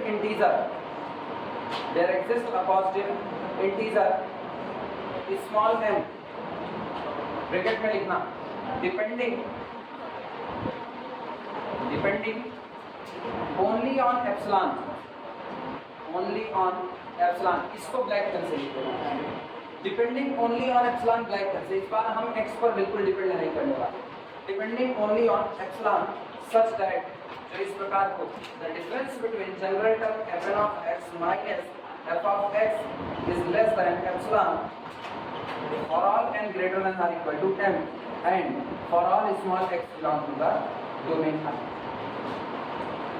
domain I में मौजूद किसी भी x के लिए हमको एक ऐसी position मिले जो x को ना देखे, वो केवल और केवल किसको देखे, एप्सिलॉन को, और ऐसा हो कि उस पोजीशन के बाद मेरे सीक्वेंस का कोई भी टर्म उठा लिया जाए, उसके और मेरे लिमिट फंक्शन के बीच का अंतर लेस देन गिवन एप्सिलॉन।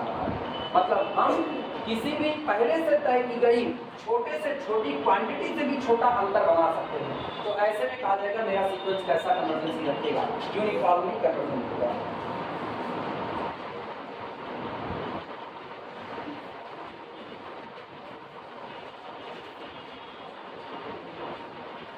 इसका मतलब इसी को आप ऐसे भी लिख सकते हो, दैट इज अर्थात fn of x, fn of x। अब पता है हम तुमको ये दिखाने चल रहे हैं कि आपके पास लिमिट फंक्शन के इर्द गिर्द एक एप्सिलॉन बैंड होगा कि आपका सारा फंक्शन उसी के अंदर में बंद चुका होगा। ये बताना मॉड हटाओ, मॉड हटाओ तो क्या मिला, मॉड हटाते ही मिला fn of, लिखना मत थोड़ी देर इसको, fn of x minus fx is less than epsilon but greater than minus epsilon। इसके लिए for all n greater than or equal to m and for all small x belong to domain। आया ना? अब सोचो कुछ ऐसा graph आपको नजर आया, मान लो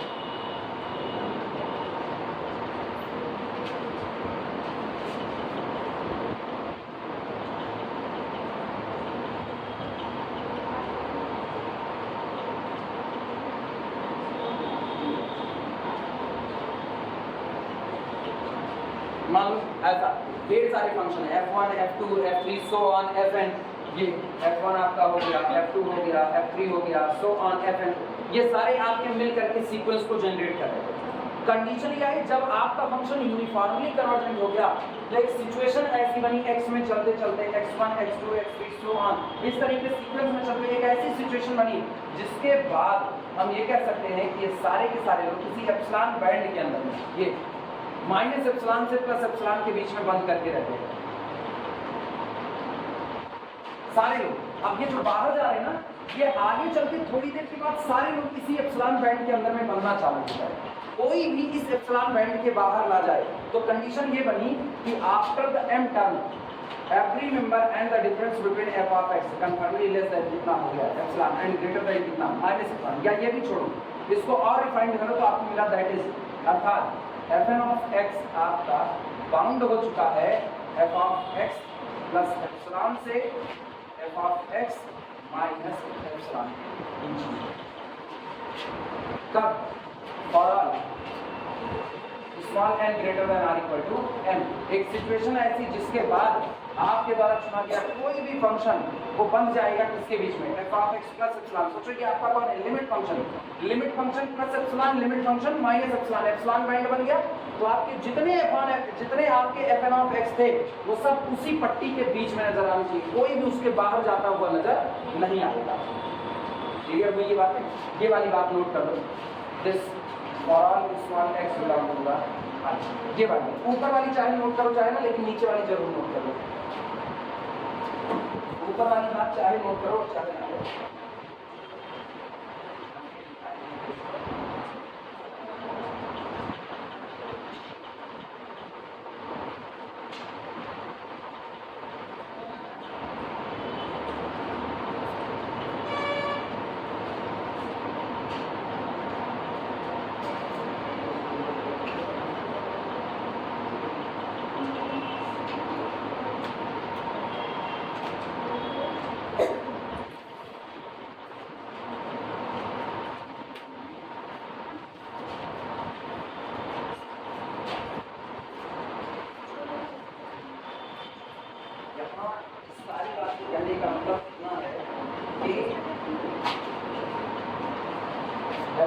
को बांध देना है एक वक्त के बाद। सबसे पहले आप लोग ना लिमिट फंक्शन को ड्रॉ करें f of x। तो मान लो मेरा लिमिट फंक्शन ये होता है, मान लीजिए मेरा लिमिट फंक्शन, ठीक, लिमिट फंक्शन हो गया f of x। तो लिमिट फंक्शन में थोड़ा आगे ऐड करो कितना एप्सिलॉन और थोड़ा सब्ट्रैक्ट करो एप्सिलॉन। सोचो जब आप इसके हर पॉइंट पर एप्सिलॉन ऐड करोगे तो थोड़ा थोड़ा ऊपर जाए, यानी कि आपका ये वाला फंक्शन ये हो गया f of x plus f of x plus, और ये वाला फंक्शन मान लो आपका हो गया, मान ही रहे बस ऐसे खाली f of x minus epsilon. तो अब आपके जितने जितने आपके fn of x बन रहे हैं कोई इस एप्सिलॉन बैंड के बाहर नहीं जाना चाहिए। कब? एक वक्त के बाद, और वो वक्त कब है? After m। m के बाद जितने भी आपके n आ रहे हैं greater than or equal to, वो सारे के सारे इसी के बीच में बन रहे हैं।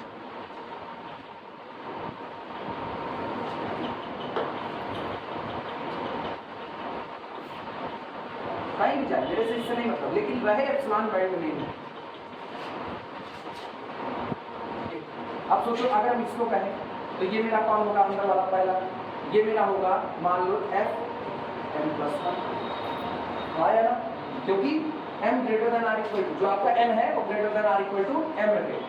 इसको हम क्या कह सकते हैं, इस वाले को, इसको कह सकते हैं f m+2, इसको हम कह सकते हैं f m+3। इस तरीके के जितने आ रहे हैं ये पूरा अंदर में एक झुंड बन जाएगा खूब अच्छे से, एक झाड़ी के जैसा। यहाँ पर जैसे एक दूसरे में पेड़ पे जो अमरबेल वाली जो लता चढ़ती है ना, वो एक झुंड बना है, लेकिन वो इस एप्सिलॉन बैंड के बाहर चाह कर भी नहीं निकल सकती है।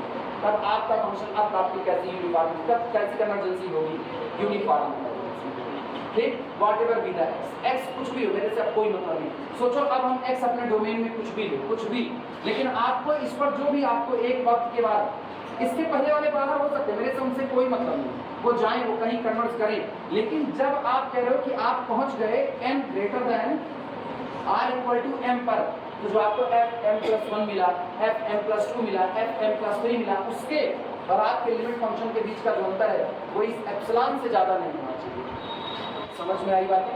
ये आपका इस तरीके से क्लियर? चले आगे बढ़े।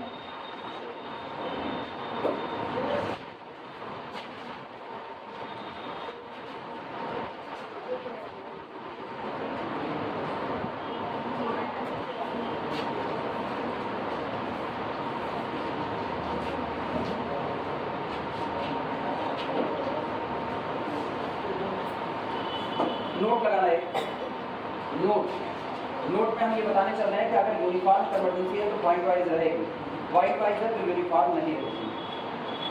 बोला जाए, नोट लिखो। If a sequence fn, yes, if a sequence fn, if a sequence fn defined on I कोई भी आपका डोमेन है, इंटरवल हो सकता है कुछ भी। If a sequence fn defined on I converges uniformly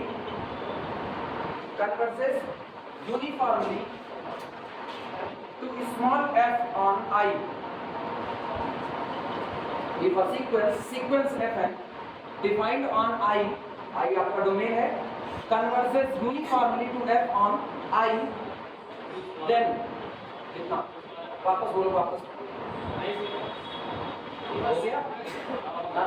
If a sequence fn of x, यानी sequence fn converges, defined on domain I, converges to f on I हुआ, then sequence fn converges, एक चीज अच्छा uniformly लगाए ना, converges uniformly to f on I, then sequence fn converges point wise to f also, converges point wise to f also। अगर वो uniformly convert करता है f पर, तो वो f पर पॉइंट वाइज भी कन्वर्ट करेगा। ठीक, 10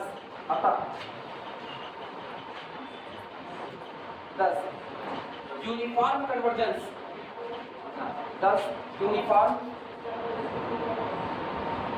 convergence implies point wise convergence। इसलिए जो आपकी यूनिफॉर्म कन्वर्जेंसी होती है वो पॉइंट वाइज कन्वर्जेंसी को हमेशा इम्प्लाइज करती है, लेकिन एक ही तरफ इम्प्लाइज लगाएं। कन्वर्स नीड नॉट बी, यही लिखते हैं, बाद में एग्जांपल्स दिखाएंगे। Converse need not be true, इसका उल्टा सही नहीं होगा। Converse need not be true, converse need not be true. ठीक हो गया। चलो हो गया। एक एग्जांपल उठाते हैं, उस एग्जांपल के बाद पहले एक एग्जांपल। अरे पढ़ लो, मुंह ना बनाओ, जितना पढ़ा रहे हैं पढ़ लो। इत्मीनान तुमको बहुत इत्मीनान से पढ़ा रहे हैं। हम सवाल उठाते ना, तो हम सवाल से पढ़ाते तो हो चुका। फिर तुमको ये ना समझाते कि क्या पॉइंट वाइज क्या यूनिफॉर्म, फिर ना समझाते, फिर हवाई में भी होता। दो चीज़ हो सकती है, अगर आपको सही सलामत समझना है तो तुमको टाइम देना पड़ेगा, और अगर तुम ये सोचते हो बिना टाइम दिए समझ लोगे तो इस दुनिया में ऐसा कुछ नहीं है जो बिना टाइम दिए समझ में आएगा। कुछ नहीं, खाना भी नहीं, उसको भी टाइम देना पड़ता है। छोटे बच्चे को चम्मच पकड़ाओ, चम्मच नहीं पकड़ सकता, पकड़ा तो देखो, प्रैक्टिस करते करते सीखता है। तो इतना आसान नहीं है इस चीज़ों से पढ़ना। या तो फिर तुम लोग गणित ना लिए होंगे, शुद्ध बात होता है, या तो तुम लोग गणित ना लिए होंगे। अब तुमको सर आप भी कभी ऐसे ही रहे होंगे, अपने भले नीचे से टॉप किए, लेकिन ये सिचुएशन नहीं थी कि 2 घंटा बैठने में पसीने छूट जाते, 3 घंटे में पसीने छूट जाते। आज भी नहीं ना, जबकि आज हम अपनी ज़िंदगी के सबसे बदतर दौर से गुजर रहे हैं, इसके बावजूद ये सिचुएशन नहीं है। 1.5 घंटे के बाद अगर हम पढ़ाई करें ना तो मेरी दूसरी आँख मुझको जवाब देने लगती है, उसके बावजूद भी हम 3 घंटा 4 घंटा कॉन्टिन्यूसली पढ़ते। इसके बावजूद यार पढ़ाना होता है तो उसको किताब उठानी पड़ती है, ऐसा नहीं बिना किताब उठाए पढ़ा। तो मान करके चलो ना, हम सबसे बदतर दौर से गुजर रहे हैं, उसके बाद भी अगर हम पढ़ रहे हैं तो हम उम्मीद करते हैं सामने वाले से जो मेरे से बेहतर कंडीशन में है तो वो पढ़ सकता है, क्योंकि आज नहीं पढ़ोगे कल झेलोगे, तय बात। इसीलिए आज तो पढ़ना चाहिए। तुम लोग भी सोचते हो ना गलत, अजीब जगह आकर के फंस गए, ऐसी जगह गणित नहीं पढ़ना था ना, वही पढ़ती ना, पीसिंग वही तब सही। कौन सा पूरा क्लियर क्या है? एनपी पूरा क्लियर है, एनपी ना। प्रीवियस में एनपी सिंह के ही पास तो पड़ी थी। आप बताओ तुम कहाँ समझी हो ना, अपने को नाम लेने में किसी चार थोड़े से चढ़ी हुई है, नहीं काटेंगे और जैसे ऐसे अपलोड करेंगे, अपने पब्लिकली बात करते हैं इस बात को ना। मुझको पता है सुल्तानपुर की मार्केट कितनी भ्रष्ट हुई पड़ी है, मुझको पता है, हमसे सुल्तानपुर की मार्केट से पढ़े हैं। कोई ऐसा आदमी पुराना ऐसा नहीं बचा है जो अभी हमको पढ़ाया ना, घूम सबको एक बात देखती है, तो हम खुले बात करते हैं, इसीलिए हम छिपी बात नहीं करते। मुझसे कोई भी बात करें खुले हम बात करते हैं। मुझको केवी पांडे से पढ़ाए हुए हैं, सीधे बात करते हैं। मुझको एमएससी में, मुझको नहीं क्लास को एमएससी में रेसिड्यू समझ ही नहीं आया, इसमें कोई छिपी बात नहीं है। इसको हम किसी के भी रूप में हम भरे डिपार्टमेंट बैठ करके बोलते हैं। मेरी कॉपी अगर किसी टीचर ने चेक की, उसने नंबर चढ़ाए, वो खुद सब कुछ करता है कि ये बात ना करे, उस बारे में हम खुले आप कहते हैं मेरी कॉपी पे फला नंबर आपने मेरे पिताजी के कहने पर छपवाया है। हम तो सीधे कहते हैं, सामने वाला इनकार करता है, नहीं हमने नहीं चढ़ाया। हमको छिपाने से कोई मतलब नहीं है, क्योंकि मुझको पता है हम गलत है तो हम सीधे एक्सेप्ट करते हैं, हम यहाँ गलत है फला पॉइंट पर, और गलत नहीं है हलक से जवान खींच ले, कोई कह के तो देखिए मेरे बारे में, जहाँ गलत नहीं है वहाँ समझी बच्ची ना। इसीलिए हम कहते हैं पागल को पड़ी। इलस्ट्रेशन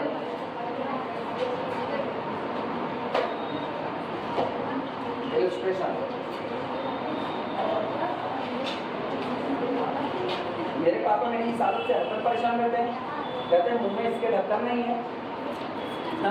तुम लोग भी परेशान रहते हो, दुनिया परेशान रहते है, लेकिन मुझको एक बात पता है, अगर हम सही बोल रहे हैं ना, उसको दो चेहरा नहीं रखना। अगर हम सही सलामत बात कर रहे हैं, एक बात मैंने कह दी है, मुझको ये याद नहीं रखना है कि मैंने कल किसी और से कुछ और कहा। सही बोलने का सबसे बड़ा फायदा यही होता है कि आपको याद नहीं रखना है। किसी झूठ बोल दिए, जैसे हम तुमसे कह दिए एक वक्त ऐसा था जब हम पढ़ाते थे तो मैं 4 लाख रुपए महीना कमाता था, बोल दिए। अब फिर कभी तुम मुझसे टकराए, सर आप बताए हुए थे एक बार आप पढ़ाते थे तो आप महीने का लाखों कमाते थे। अब मुझको याद नहीं यार, इसको मैंने 4 लाख बताया था कि 10 लाख बताया था। अब भाई हमने कह दिया हाँ 1 लाख 30,000 महीना कमाते, तुम कहा अच्छा तब हाँ कर रहे थे 4 लाख बता रहे थे। झूठ बोलने पर याद रखना पड़ता है, और सही बोलने में तो वैसे मेरी मेमोरी लॉस है, तो याद रख कौन रखे ना, हम अपने दुश्मन याद रखे ना दोस्त याद रखे, बात बराबर। दुश्मन पर अपनी बुरी आदतें वो भी हम नहीं याद रखते, दोस्त कौन ये जो कर रहे हैं ये भी नहीं याद रखते, ठीक है। और सीक्वेंस इफेक्ट, ये है fn of x is equal to x to the power n, जहाँ पर x बिलोंग करेगा क्लोज इंटरवल 0 से 1। ये शुरुआत में हम लोग इसकी चर्चा कर चुके हैं, ये नहीं किए हैं, इसी की किए हैं, जिसका लिमिट फंक्शन 2 बार बना था, एक बार आपका 0 पर बना था और एक बार 1 पर बना हुआ था। तो इसी की फिर चर्चा कर रहे हैं। For sequence fn where fn of x is equal to x to the power n, limit function, इसके लिए लिमिट फंक्शन निकाल चुके हैं। Limit function b f of x is equal to 0 whenever x belong to the closed interval 0 से 1 open and 1 when x is equal to 1। ये इसका limit function हम लोग ऑलरेडी निकाल चुके हैं, ठीक। अब हम तुमको एप्सिलॉन इज इक्वल टू 1/2 लेकर के दिखाते हैं कि मेरा m किस तरीके से डिपेंड कर रहा है। सबसे पहले यही चेक करना है आपका m x पर डिपेंड करता है कि नहीं करता है, और मुझको क्या चाहिए, m केवल किस पर डिपेंड करेगा, एप्सिलॉन। अगर मेरा x, जैसे अभी इसके लिए मान लो x इज इक्वल टू 1/2 ले मान लो, और इस x इज इक्वल टू 1/2 लेने पर हम स्टेप खोजने गए, स्टेप में किसको खोजने गए, m। कौन सा स्टेप होगा जिसके बाद सिचुएशन ये बनेगी कि whatever be the term of our sequence, the difference between this term and limit function less than epsilon 1/, epsilon अभी सेट कर दें 1/4, इससे कम हो जाए। तो सोचो अगर x को बदलने पर x इज इक्वल टू 1/3 कर दिया, अब फिर मुझको m बदला हुआ मिल जाए, तो मेरा m एप्सिलॉन पर तो डिपेंड कर रहा था और किस पर कर गया, तो हम तुरंत डिक्लेयर कर देंगे ये सीक्वेंस कभी भी यूनिफॉर्म कन्वर्जेंस नहीं हो सकता, एक यही चेकिंग से, क्योंकि आप एक बार भी डिपेंड कर गए बात वहीं पर खत्म हो गई। लेकिन अगर ये इस पर भी ना किया तो हम ये नहीं डिक्लेयर करेंगे आप यूनिफॉर्म कन्वर्जेंस, फिर हम कहेंगे x इज इक्वल टू चलो 1/5 करके देखते हैं, कितनी बार करके देखो यार, ये तो बवाल का काम है ना। तो अगर आपको ये मिल जाए x के बदलने पर आपका m भी बदल रहा है, तब आपके लिए बहुत अच्छी बात है ना, तुरंत आप कह दो ये सीक्वेंस कभी भी यूनिफॉर्म कन्वर्जेंस नहीं हो सकता। लेकिन x को बदलने पर भी अगर आपको बार बार ये मिल रहा है कि वो m आपका बचा हुआ है, वो नहीं बदल रहा, वो x पर डिपेंड नहीं कर रहा, आप कभी भी सीधे नहीं कह सकते यूनिफॉर्म कन्वर्जेंस, आपको दूसरा रास्ता अपनाना पड़ेगा। क्यों? क्योंकि m की x की कितनी वैल्यू सेलेक्ट होगी, इंफिनिटी, तो आप 4-5 वैल्यू लेकर के आप गारंटी नहीं दे सकते। आपको एक ऐसे मेथड की जरूरत पड़ेगी जो मेथड बताए whatever be the x then always free from small x and depend only on epsilon। तो आपको एक और मेथड की तलाश करनी पड़ेगी। फिलहाल x इज इक्वल टू 1/2 लेकर के इसकी चर्चा करें, क्या ये यूनिफॉर्म कन्वर्जेंस होगा या नहीं होगा, ये पहले देखते हैं।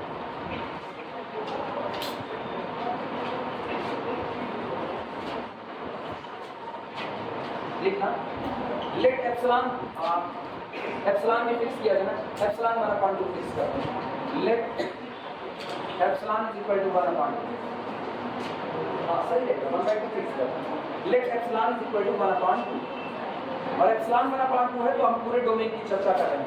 देन फॉर ईच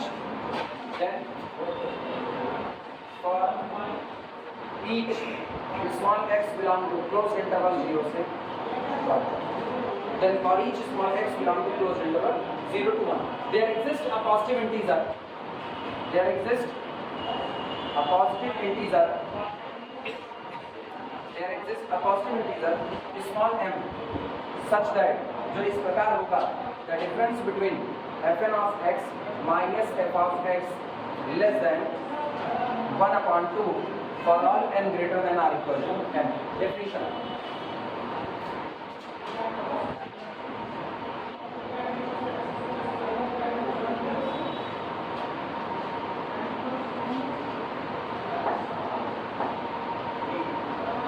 जानते हो ये क्यों लिखा है, ये इसलिए लिखा है, मेरे पास एक बहुत सीधी सीधी बात आ रही है, fn of x है x to the power n, वो कौन x to the power n।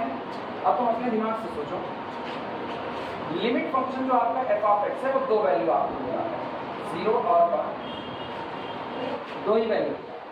हम कह रहे हैं x को हमने लिया क्लोज इंटरवल 0 से 1 ओपन किया, तो जब आप x को इसमें लोगे तो आपका x होगा 1/n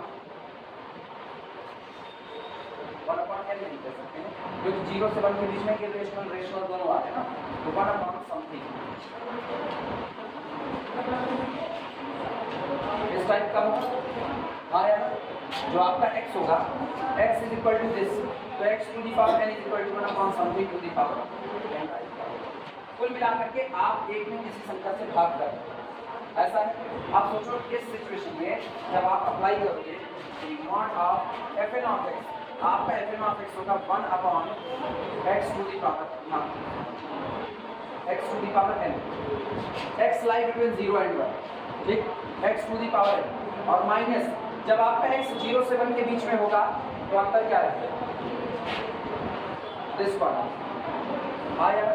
सोचो ये क्वांटिटी x 1 से कम, दिमाग दौड़ाना, ये क्वांटिटी 1 से कम है तो इसकी पावर n वो भी 1 से कम होगा कि नहीं होगा, ये 1 से कम होगा और ये कौन है 0, तो दोनों के बीच में डिफरेंस यही आएगा, यही आएगा। और दिस क्वांटिटी कंफर्मली लेस देन 1 सभी क्या करो, सोच करके बताओ सभी क्या करो, रुके हुए हैं सही क्या करो,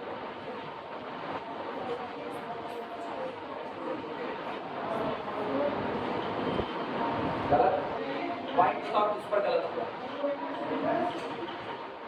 वो पॉइंट इस पर ही गलत 1/2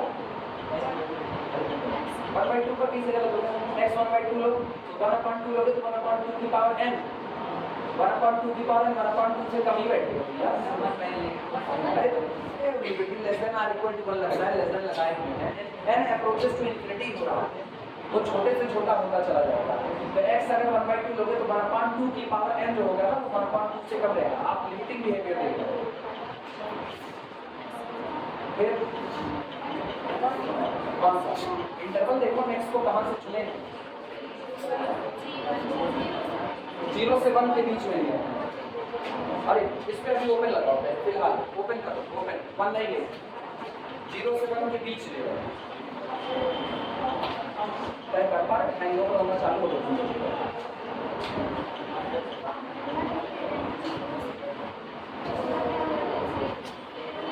सही हो, कोई ऐसा पॉइंट नहीं मिल रहा जिसमें ये बात गलत हो जाए, कोई ऐसा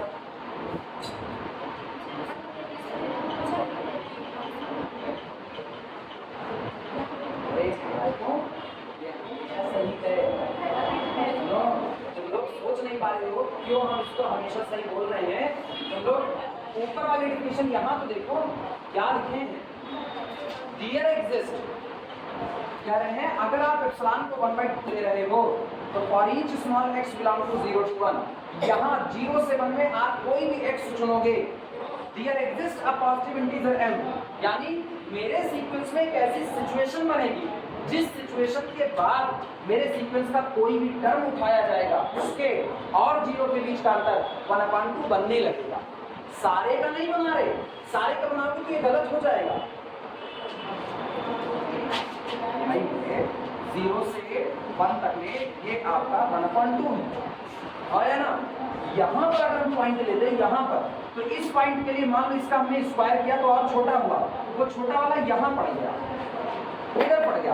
अब सोचो अब इनके बीच का जो अंतर होगा 0 के और इसके बीच का अंतर वो 1/2 से बड़ा बैठ रहा है ना कि छोटा बैठ रहा है, तो हम यहाँ सारे के लिए थोड़ी लिखे, हम क्या लिखे, क्लियर एक्सिस्ट। यहाँ पर एक सिचुएशन ऐसी आएगी, एक पोजीशन ऐसी आएगी जिस पोजीशन के बाद आपके सीक्वेंस के टर्म और आपके बने हुए लिमिट फंक्शन के जो बीच का अंतर है वो आप चुनेंगे 1/2 से क्या होने लगेगा, कम होने लगेगा। सीक्वेंस को जब आप कन्वर्जन करा रहे होते हो तो आप सारे पॉइंट के लिए थोड़ी बात कहते हो, आप ये कहते हो आप मुझको कोई भी x दो, आप मुझको कोई भी x दो, आप मुझको कोई भी स्मॉल m दो, अगर मेरा सीक्वेंस कन्वर्ज करता है तो इसका मतलब कोई भी एप्सिलॉन दो, तो चलते चलते मेरे सीक्वेंस में एक ऐसी सिचुएशन बनेगी कि अब उसके बाद अगर हम सीक्वेंस का कोई भी टर्म ले रहे हो उसके और जो आपने लिमिट फंक्शन बताया है उसके इन दोनों के बीच का अंतर आपके द्वारा दिए गए एप्सिलॉन से कम होना चालू होगा, लेकिन इसके पहले कम नहीं होगा। यहाँ हमने क्या लिखा, डियर एग्जिस्ट, यहाँ मौजूद होगा और हर बार मौजूद होगा। तुम कुछ भी x को ले लो, हर बार एक ऐसी सिचुएशन बनेगी कि आप आगे चलते चलते ऐसी जगह पहुंच जाओगे जिसके बाद, क्योंकि x to the power n 0 से 1 के बीच ही रहना है, उसको हटना नहीं है, तो हर बार वो सीक्वेंस 0 से 1 के बीच बनाएगा, तो हर बार ऐसी पोजीशन मिलेगी जिसमें चलते चलते आप ऐसी जगह पहुंचोगे जिसके बाद आपके और 0 के बीच का अंतर इस आधे से भी क्या हो जाएगा, कम हो जाएगा। इसीलिए इसको लिखा गया है let epsilon equal to 1/2। Then for each small x, जो भी आप x दे दीजिए, there exist a positive integer m, यहाँ एक ऐसी सिचुएशन बनेगी जिस सिचुएशन में after that any term and the difference between any term and limit function less than 1/2। अभी ये बात सही है, ये बात हमेशा सही है, ये बात कभी गलत होने वाली नहीं है, क्योंकि हम यहाँ पर ये लिखे ना कि फॉर लिखे। अगर यहाँ फॉर लिखे ना वो गलत होता, लेकिन फॉर नहीं लिखा गया। समझ में आई बातें? मुझको लग रहा है कि लोगों के ऊपर से गुजर रहा है। हाँ, वरना तुम लोग इतनी छोटी छोटी बात ना पकड़ता, किसी का दिमाग इसमें नहीं जा रहा। हम यही सुनना चाहते हैं कि तुम लोग इसको बोलो कि आपने लिखा देयर एग्जिस्ट, ये नहीं कि तुम एक वन बाई वन एक एक पॉइंट लेकर के चुन लो। पॉइंट लेकर के चुनोगे तो कितना पॉइंट लोगे? पॉइंट लेके चुनने पे वहाँ पर कर नहीं पाओगे। जैसे 1/2 के उधर जाओगे तो बहुत सारे पॉइंट मिलेंगे जिनका स्क्वायर 1/2 से बड़ा ही बैठेगा, लेकिन 1 से कम बैठेगा। तो वो नहीं सुनना, सुनना ये था there exist a positive integer. एक ऐसी सिचुएशन बन जाए, कहाँ कंफ्यूज है ये, कहाँ कंफ्यूजन? अरे वो तो बता दिया पहले, कंफ्यूजन दूर की जाए। हम बड़ी जिम्मेदारी पे ये चैप्टर पढ़ा रहे हैं और हम चाहते हैं ये चैप्टर तुम लोगों को समझ में आ जाए, दूसरों को समझाने लायक समझ में आ जाए। ये नहीं कि दूसरा पूछे तो कहा हमको बस ऐसे पढ़ा दिया गया, हम रट के एग्जाम दे लिए। ये कितनी बार हम सुन चुके हैं इसको ना कि मुझको ऐसे पढ़ा दिया गया तो रट के एग्जाम दे लिए थे। हमने कोई भी टीचर पढ़ाया, हमको सुनने को यही मिला। हम इवन मेरे पढ़ाने पर भी यही सुनने को मिला, हम तो यार रट करके दे दिए। अब ये मुझसे निकलना चाहते यार, ये सिचुएशन कब तक रहेगी? 1 साल, 2 साल, 3 साल, 10 साल? हर बार यही हो रहा है, हम बस रट करके दे दिए थे। तुमको इसकी समझ आनी चाहिए, इसकी समझ आएगी तुमको ये अपना अपना लगेगा, नहीं आएगी तुम इसको रट करके एग्जाम दोगे। और 16 नंबर कम नहीं होता, बहुत है 16 नंबर।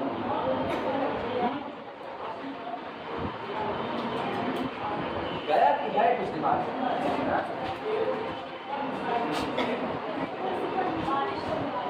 कौन सा?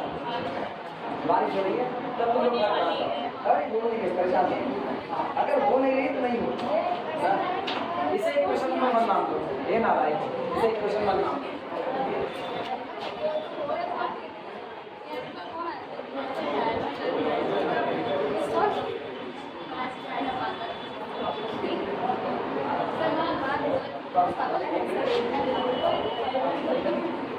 अच्छा, अब हम चाहें ना, अब अगर हम चाहें तो क्लोज भी बैठा सकते हैं। सुनो, अब अगर हम चाहें ना तो क्लोज भी बैठा देंगे, वो भी सही है, क्योंकि बात वही है। देयर एग्जिस्ट क्लोज भी ना दें, क्लोज अपना तो समझ नहीं रही हो ना। पीपल के पेड़ की बात नहीं है कि तुम इसको तुरंत समझ लो ना। हर बात यहाँ कह के समझानी पड़ रही है। क्लोज टू ओपन सब लेकर के दिखा रहे हैं, कैसे भी समझ आए तुमको, लेकिन दिमाग में ब्रह्म सवाल है तो कहाँ समझ आएगा? अरे हम तो जबरदस्ती पढ़ा रहे हैं, तो ये कहने के बाद भी नहीं पढ़ाते हैं। गरीबत ये है। पैसा हमको कितना दोगे तुम लोग जरा बताओ तो? कितना? 700 में 30% मनीष का निकालो। अरे और बच्चा 700 में 30% किसका? मनीष का। बच्चा कितना? कितना बचा? 590 बचा। ठीक है, 490। हम गणित नहीं लगाते, पैसे गणित बिल्कुल नहीं लगाते, जो बता दो सब सही। 490, चलो मोटा मोटे 500 रख देते हैं। ठीक है, 500 यही विपिन को भी मिलेगा, यही शैतान को भी मिलेगा, सबको यही मिलेगा। हाँ या ना? तो ये बोल पीपल की पेड़, हाँ या ना? हाँ, आप सुनिए, ये होगा। इसमें मेरी क्लास रेगुलर कितनी लगनी चाहिए? रेगुलर कितनी लगनी चाहिए बताओ? कितनी? एक क्लास रेगुलर। एक क्लास रेगुलर में क्या घंटे की क्लास? 1 घंटे की क्लास।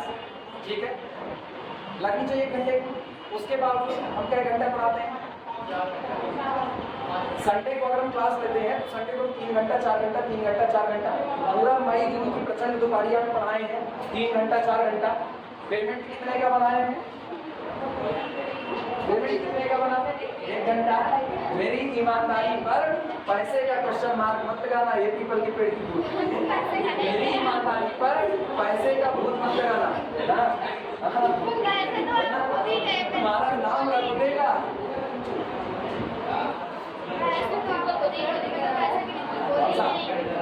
हम बता रहे हैं, कभी लगा रहा हूँ क्या? कुछ नहीं रहता, पैताल रहता है। नहीं, पैताल दूसरे होते हैं, वो नहीं। चलो हम मारो कोई मौका देते हैं, मारो कोई मौका, हम कुछ नहीं करें। सुनो, अच्छा वापस आओ, वापस हंसी मजाक अपनी जगह, ये सब हल्की फुल्की बातें हैं। आज वो पीपल पे लटक रही हैं, कल तुम लोग किसी तालाब के किनारे भटक रहे हो। ऐसा हो सकता है। रिजल्ट तो आने दो, रिजल्ट तो आने दो, किसी तालाब के किनारे आ जाएगी। देखो ये बातें पता है, ये कुछ साबित करती हैं, वही है। ये बातें नॉर्मल इंसान नहीं कर सकता। आज रिजल्ट आएगा। वापस आओ, सुनो, अच्छा वापस सीरियस हो, सीरियस ना। कोई देखेगा कहेगा ये लोग क्लास नहीं चलाते, सर्कस चलाते हैं ना। इधर सवाल नंबर 2 लिया। अब धीमे से हम लोग x को बदल रहे हैं। x को पर्टिकुलर सेट कर दो 0 पर। आओ x को सेट करते हैं। लिखना if x is equal to 0। अगर x बराबर आपका 0 हो गया तो सोचो, जिस दिन मेरा x 0 हो गया उस दिन पहले स्टेप से ही मेरे सीक्वेंस में टर्म क्या रह गए? 0 0। पहले स्टेप से ही सारे कैसे रह गए? 0। और सोचो x के 0 होने पर मेरा लिमिट फंक्शन भी कितना? 0। यानी उस दौरान the difference between fn of x, यानी हम इसको 0 कर दें, and f of 0 is equal to 0 minus 0 is equal to 0, which is confirmly less than epsilon. आया ना? मींस जिस दिन आप सेट कर रहे हो x इज इक्वल टू 0, पहले स्टेप से आपको ऐसी कंडीशन मिल रही है कि difference between any term and limit function less than given epsilon हो रहा है। पहले स्टेप से क्लियर हुई ये बात कि नहीं हुई? लिखना if x is equal to 0,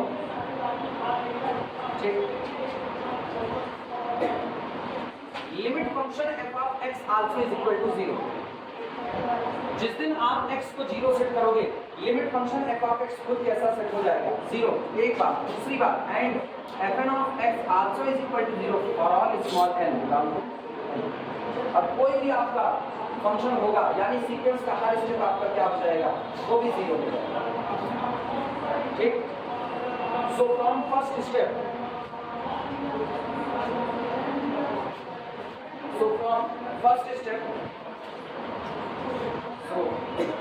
from first step पहले स्टेप से ही, so from first step the difference between fn of x minus f of x is equal to 0 minus 0 is less than 1 upon x।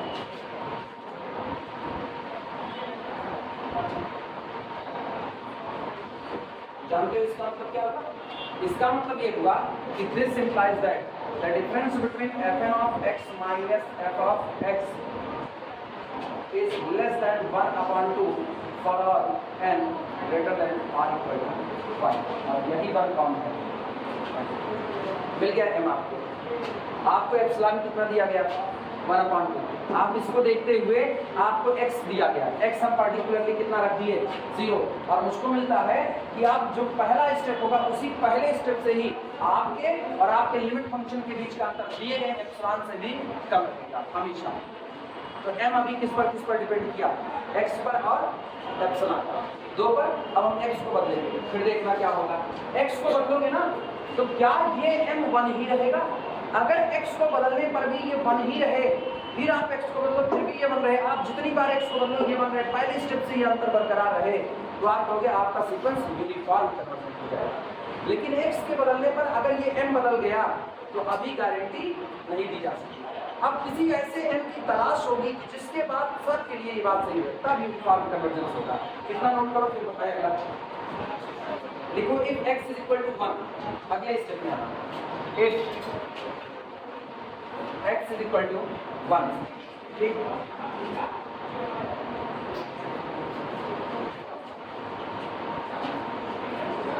इसी के नीचे अच्छा लिखे दो ना from first step और वहां पर m को if x is equal to 1।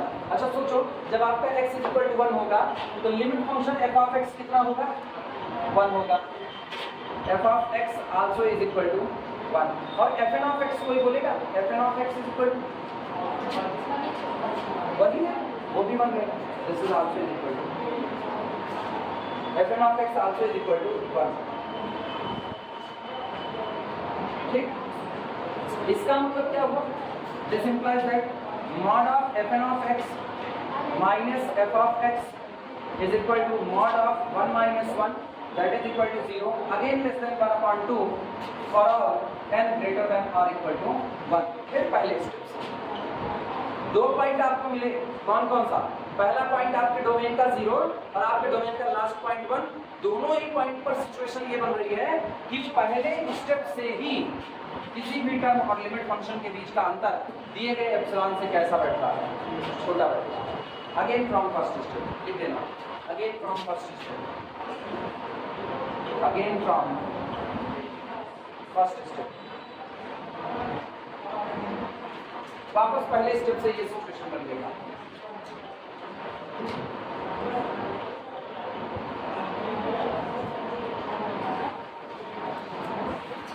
आपकी सोचना, अब हम m को आपकी बात बदल दो, इस बार हम m को 3/4 लेकर के आगे बढ़ते हैं। कितना लेकर के?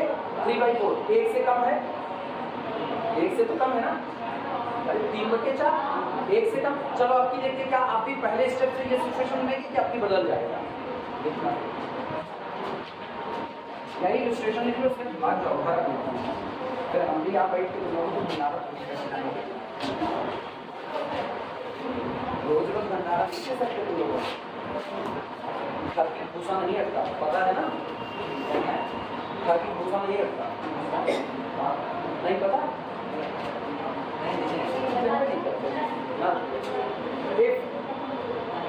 X is equal to 3/4, if x is equal to 3/4, सोचो 3/4, जरा मेरे को लिमिट फंक्शन बताओ क्या होगा? Limit function, limit function, limit function को बोलो, जब 1 से कम रहेगा तो 0 रहेगा, यानी कि then limit function f of x is equal to 0। ये नोट करो।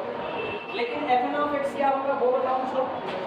And fn of x is equal to x to the power n, यानी this is equal to 3/4 to the whole power, क्योंकि x हमने क्या से किया?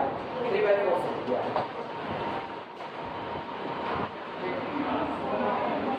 इसका मतलब सीक्वेंस क्या बनेगा? Sequence dear for, sequence fn of x is equal to x की पावर 1, x की पावर 2, x की power 3 up to so on is equal to sequence 3/4 to the whole power 2, 3/4 to the whole power 3, 3/4 to the whole power 4 up to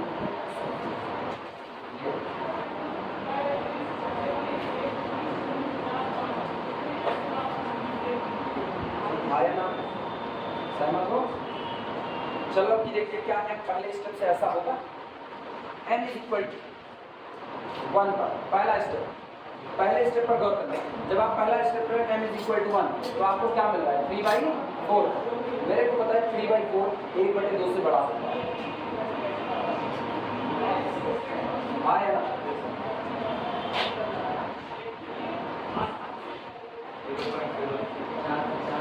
कितना? 728.7 और ये कितना? 0.5 बड़ा बैठेगा। इसका मतलब पहले स्टेप से ये सिचुएशन अब नहीं बनेगी, हो गया था। पहले स्टेप से ये सिचुएशन नहीं बन रही। m is equal to 2। Second step पे देखना, सेकंड स्टेप पे 3 लिख करना हो, 9/16 डिवाइड लगाओ, अभी भी 1/2 से ज्यादा ही रहता है।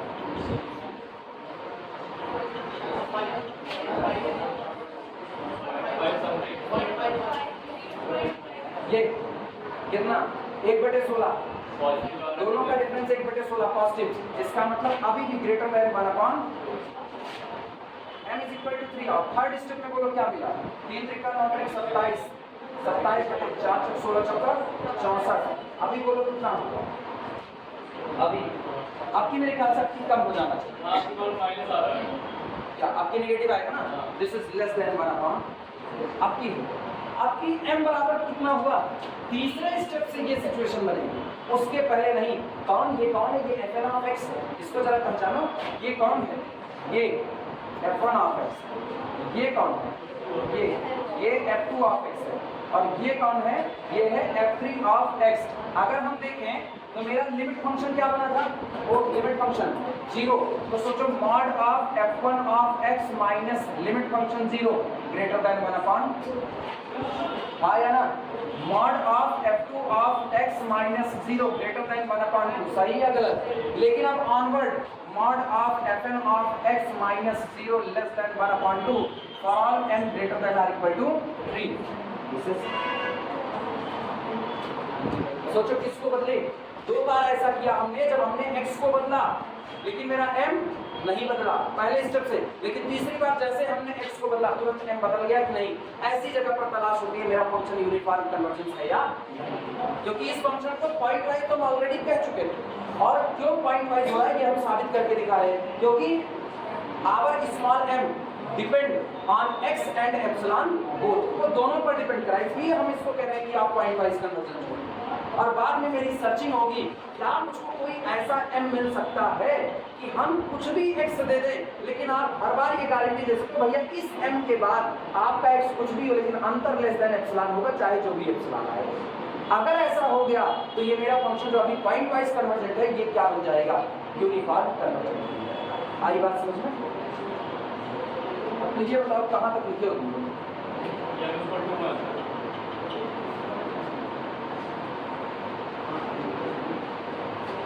कहाँ तक लिखे हो? ये वाला लिखे हो? ये सुनो, ये पूरा ऐसे लिखा हो, जैसे लिखा ऐसे लिखा, पूरा जो लिखा हुआ है एज इट इज लिखा।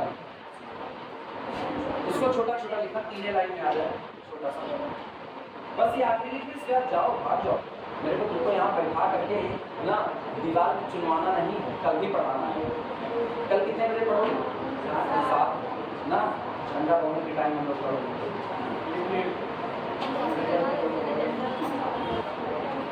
लट्टू मत मांगना मेरे से, बहुत मार खाओगे।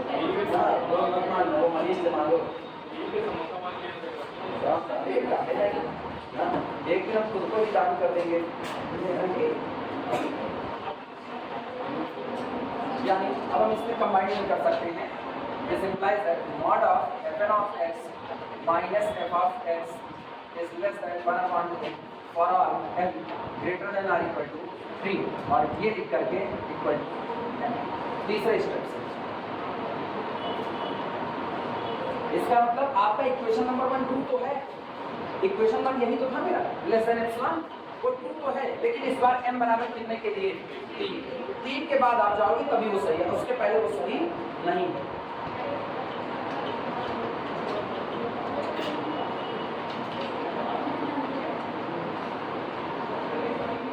सोचो यहाँ पर ऐसा हो रहा है, यहाँ इसको देखने के बाद अब हम फाइनल टच देने वाले हैं। इसको देखने के बाद मुझको ये पता चल रहा है कि जब जब हम स्मॉल x को बदल रहे हैं तब तब मेरा स्मॉल m बदल रहा है, यानी small m depend on the x and epsilon both, so our function is pointwise convergence. अभी यूनिफॉर्म का इसमें कोई जिक्र नहीं आया, वो बात है। लाइन चेंज करके लिखना, लाइन चेंज करके लिखो, आखिरी लाइन उसके बाद दफा हो जाएगा। हेंस लिखो hence there is no single value, hence there is no single value, hence there is no single value of small m, hence there is no single value of small m। यहाँ इस small m की कोई ऐसी single value आपको नहीं मिल रही है। no single value of small m for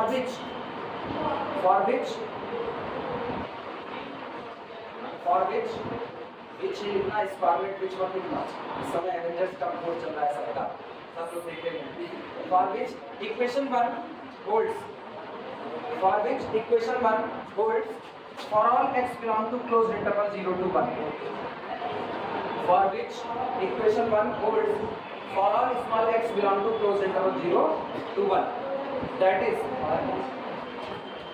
हो गया, that is small m depend on, for which equation 1 holds for all x belong to this,